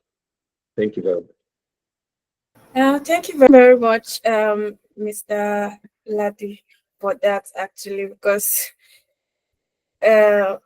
is something that everybody, we talk about imposter syndrome and other things that are making people take offers that are not meant to be. Because sometimes I just feel like you shouldn't take this offer. Like, how would they say they are looking for this, and someone is going for it? And one thing my friend always says that for every offer that you see outside is because someone can take it. But if we see people rejecting the offer, knowing that they bring a lot of value to the table, I think is something that even recruiters would begin to think twice before making some offers to people. And like Mr. Ladi said, if you're looking to join a community, there's the digital marketing community. Actually, we have this WhatsApp chat where questions can be asked, different things. You can post job offers, different things. And if you're looking to connect with fellow marketers, in the chat we can have that, and we have like weekly newsletters that goes out concerning different areas of our lives as marketers. So I will be looking at questions. This is question time. I know that someone was asking while Elizabeth was talking that can Elizabeth give us like questions, practice questions. That I know that you can get practice questions outside. You can get practice question on Google, or you can even ask ChatGPT, give me practice questions for this kind of interviews and all. But I would like to hear from Elizabeth. What are like practice questions that you know that definitely they would interviewers or employers will want to know about the person they are hiring as a marketer? Sure. It's really hard to give generic ones because they will vary by seniority and sector and field. In general, they will ask, when is the time that, like, you can look at the job description and the tasks and the things you're being asked to do based on what they're hiring for, and assume they're going to ask 5 or 6 questions that will be trying to assess whether you've done those things and how well. Tell me about a time when, you had to give feedback to a colleague, like difficult feedback to a colleague, and how did you handle that? Some of them will be behavioral, and some will be like situational task related, and some of them will be about culture. How do you approach problems? How do you solve conflict? Does your value system align with theirs? I think the idea of putting the job description through any kind of AI filter and asking it to run through some questions with you is a great way to do it. Or just collect questions as you do interviews. Write them down. What were you asked in that interview? Which kind of questions did you feel comfortable with? And you can kind of build your own matrix for the kinds of things you get asked over time. I would like to ask, because there are these ridiculous things I've been seeing online about job interview, people giving you assessments. Yes, I know that portfolios are to show your work. You have your social media to show your work, but with assessments, we see a lot of recruiters using assessments to interview, in the interview process, and at the end of the day they reject you, but you see them implementing your strategy that you gave during your assessment. How do you get to that? Like, for me, from my own stand, I don't do assessments, except that the company is maybe an industry giant, but I don't do assessment. I'll tell you that if you cannot trust my portfolio and the work I've shown you, you cannot. But if someone finds themselves in this situation, what do you think they should do? It's really common, unfortunately, and pardon me, hopefully not to the point where people are stealing your work. I have heard of that happening on occasion, but I don't think it's the norm. It is true that people interviewing get put through a whole gauntlet of requirements, and The company is asking because they want to see proof that you are who you say you are and that you can deliver the results you say you can do without, leaning on the work of peers, that they want to make sure you're real.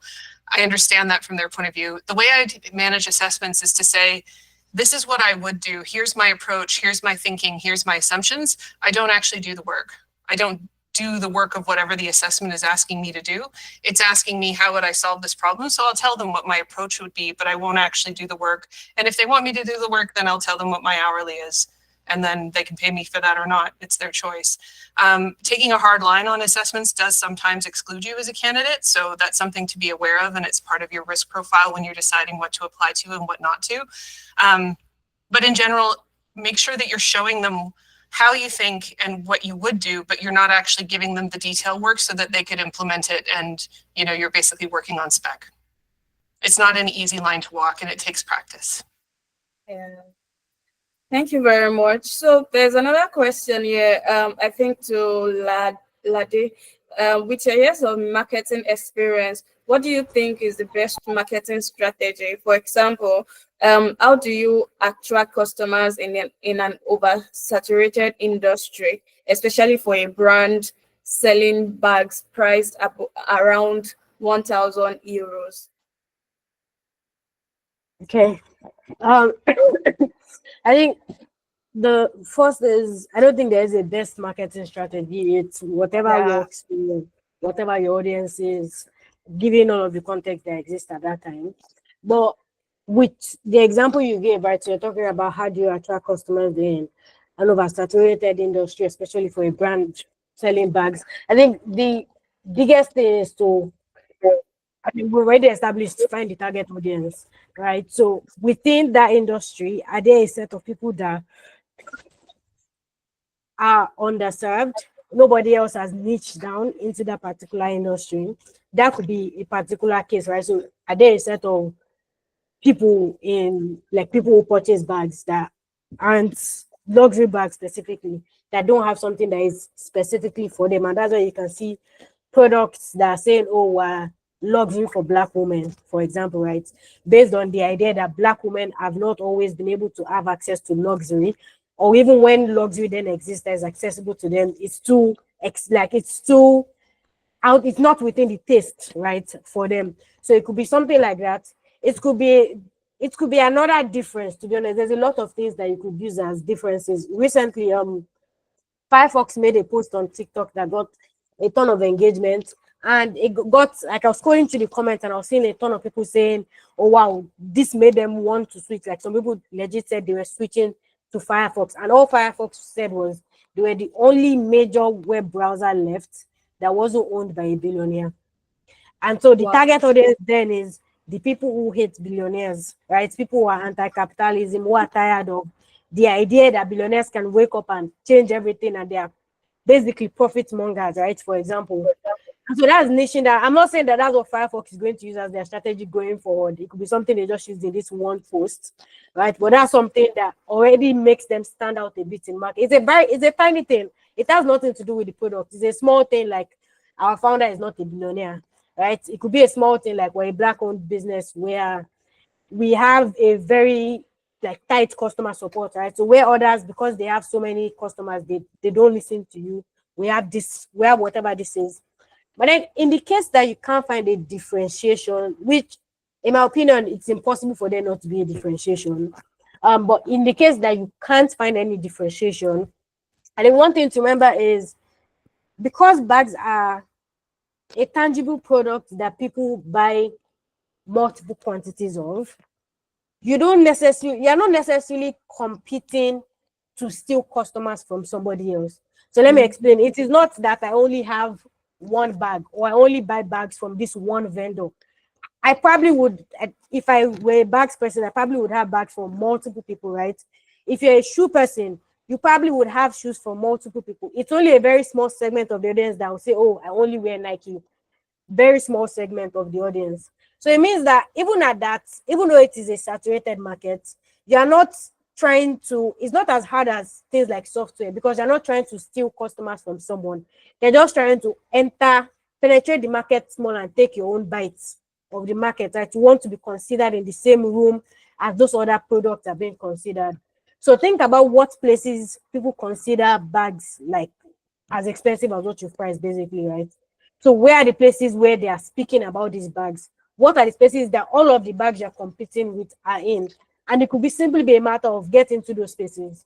So if the bags you're talking about are in whatever space might exist, whether it's physical or digital, you need to be there as well. And you need people to be able to see you as being similar enough that you're either just as good as all of the other products or you're even better than them.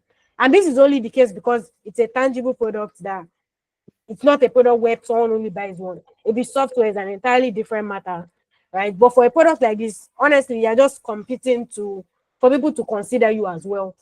So think about the characteristics that people look at that they consider as, yeah, this is why I'm buying a bag that is this expensive, right? So a bag that fits into the category. What are the reasons why people buy it?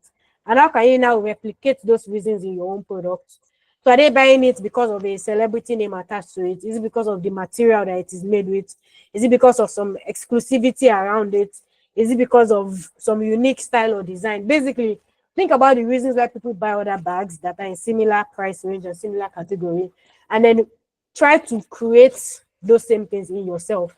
It's only if you are really intent on playing to be number one, then that's a product problem, not a marketing problem, to be honest, because then you have to create something, your product, that is very different from everybody else, and then you can really stand out. But it's a bag, right? So it's not going to be that crazy.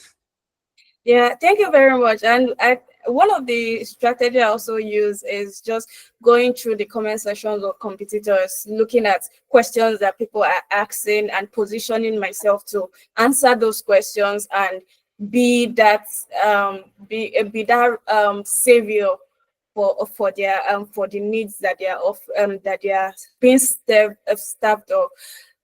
We actually are shooting beyond our time, but we still have some questions to answer. And please stick with me. I have a love note for everyone, actually. So let me ask this question. Does this capture the meaning of target audience? Target audience meaning can afford and need the service. Does this capture the meaning of target audience? On a Can basic afford level, and need the service. All right. on a basic level, yes. What is afford, it is that needs it the most and then can afford it.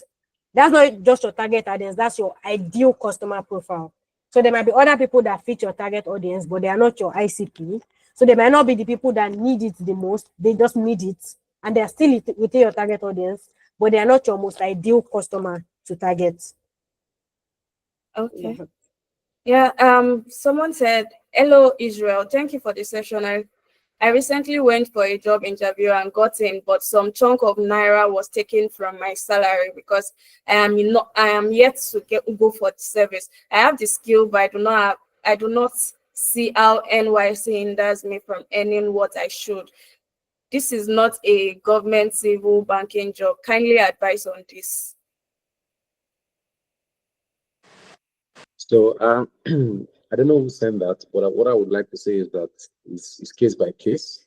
But what I would say at this stage is that you're 7. So just whether you do the service here, especially if there is opportunity for you to actually gain some valuable knowledge on that role while your service here is, and once you're done with your service here, bump it up and move on to greater things. Now, on a general scale, the reality is that when people hire NYSC core members, they tend to want to, because they believe you're earning from the government, so they just want to give you like a stipend additionally. So these things are bound to happen. But what I would say to you is that just whether it through your service here, if it gives you a good PPS place, whether it through your service here, gain the experience, provided it gives you knowledge. I mean, at that stage, one thing you should chase after is knowledge, ability to pass on knowledge onto you. Once it gives you that ability, then whether through your service here and after your service here, you can move on to the other things. Also, asking this question is not part of the question. What if I've already gotten what's it called? I didn't negotiate before I entered, before I started the job, and I feel like they can pay me better. What should I do at that instant? Like I Yeah, didn't. you had already Yes, joined, yeah, but you didn't. You were just like post not clarity. Yeah. So now yeah. you are joined. You now realize that, oh, I could be earning better now. This is one thing. You only need to do one thing. From the time you joined up until that point, you had that epiphany. Have a table that shows your numbers.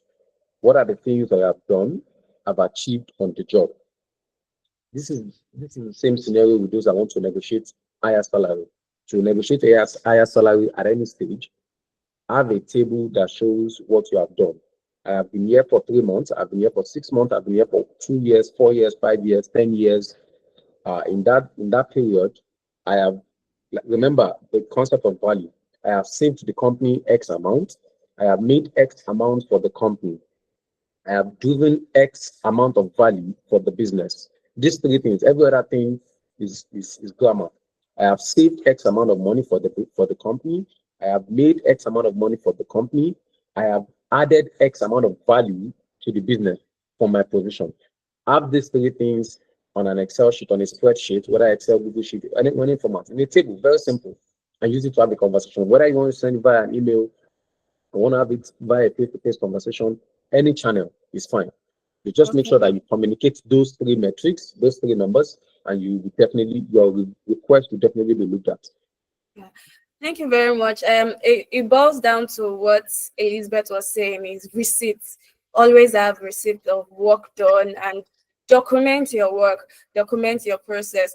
If you've not read our newsletter on document your process, it's currently the most read on Digital Marketing Newbie. You should go to it to document, to learn out, because I put templates on how you can document your work and your process, which will give you leverage for better opportunities. I think this question is for no, and I'll assign this question to Elizabeth because she was the one that spoke about growth marketing. I currently work as a growth marketer in a startup, and I am the only one on the team. It's been tough gaining traction for our products. What advice can you give? Oh, Elizabeth dropped off. So I would, Lade, please, can you help us with this? Okay. I mean, honestly, it's a tough thing to give an answer on because it's a very general thing. You can't give advice on how to get traction for a product if you don't know, context, like what the product is, what the possible problems are.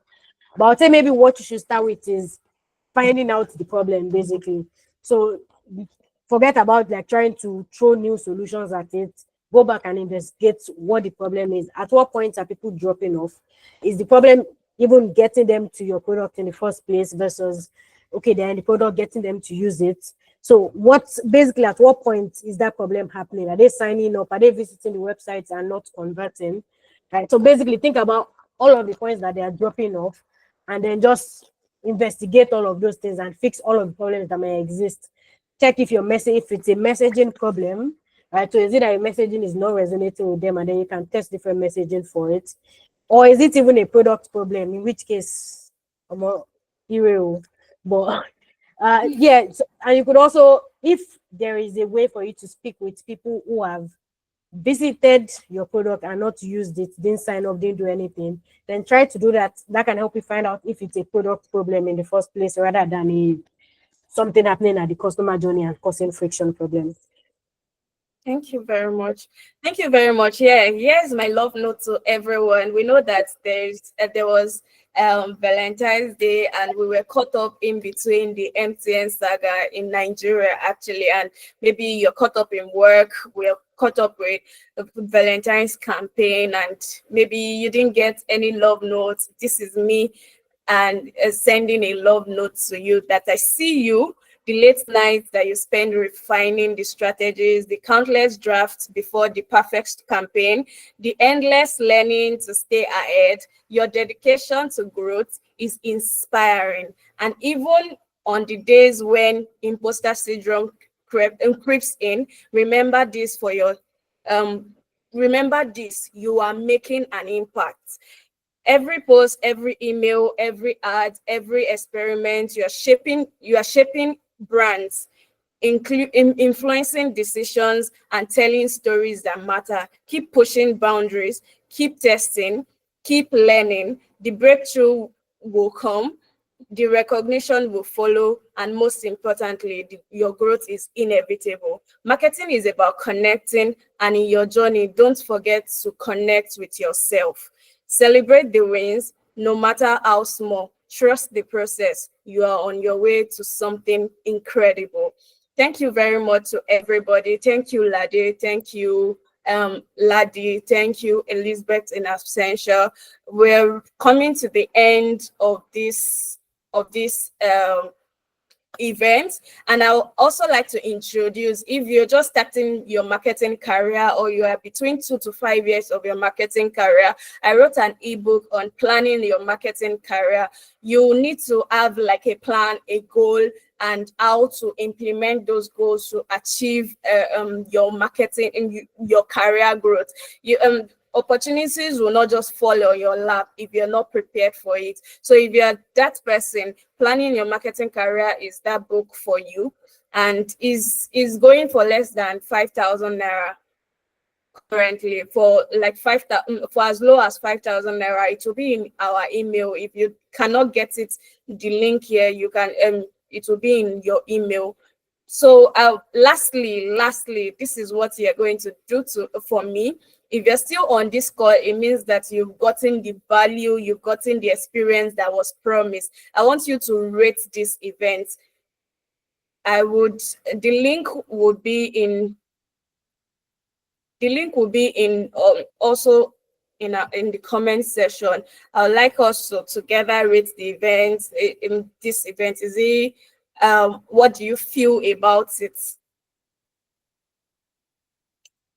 Yes, so please scan or use the link in the comment section to rate how the event is. And you can tweet about it. You can have a LinkedIn post about it, tagging me, tagging Lade, tagging Ladi, tagging Elizabeth. So, and if you've been following me on Success Lawal on LinkedIn, you will know everybody's LinkedIn handle, all the speakers' LinkedIn handle. We want to hear from you, and we want to know how impactful this session has been. So if you've done that, we can we've come to the end of today's event. I know that we've gained a lot. Even me, I'm going back to these slides. I would get those slides, I'll go back to them and begin to re-strategize. Yes, that's the word, re-strategize for even my target audience, for maybe interviews. I'm currently in the process of transitioning to what's it called, to a specialty, and I would need those tips on interviews. So ace it. Thank you very much. Yes, for people asking for the slide, it will be sent at most tomorrow. Thank you very much. We can, yeah, thank you very much. Have a lovely evening. Thanks, everyone. Bye. Bye.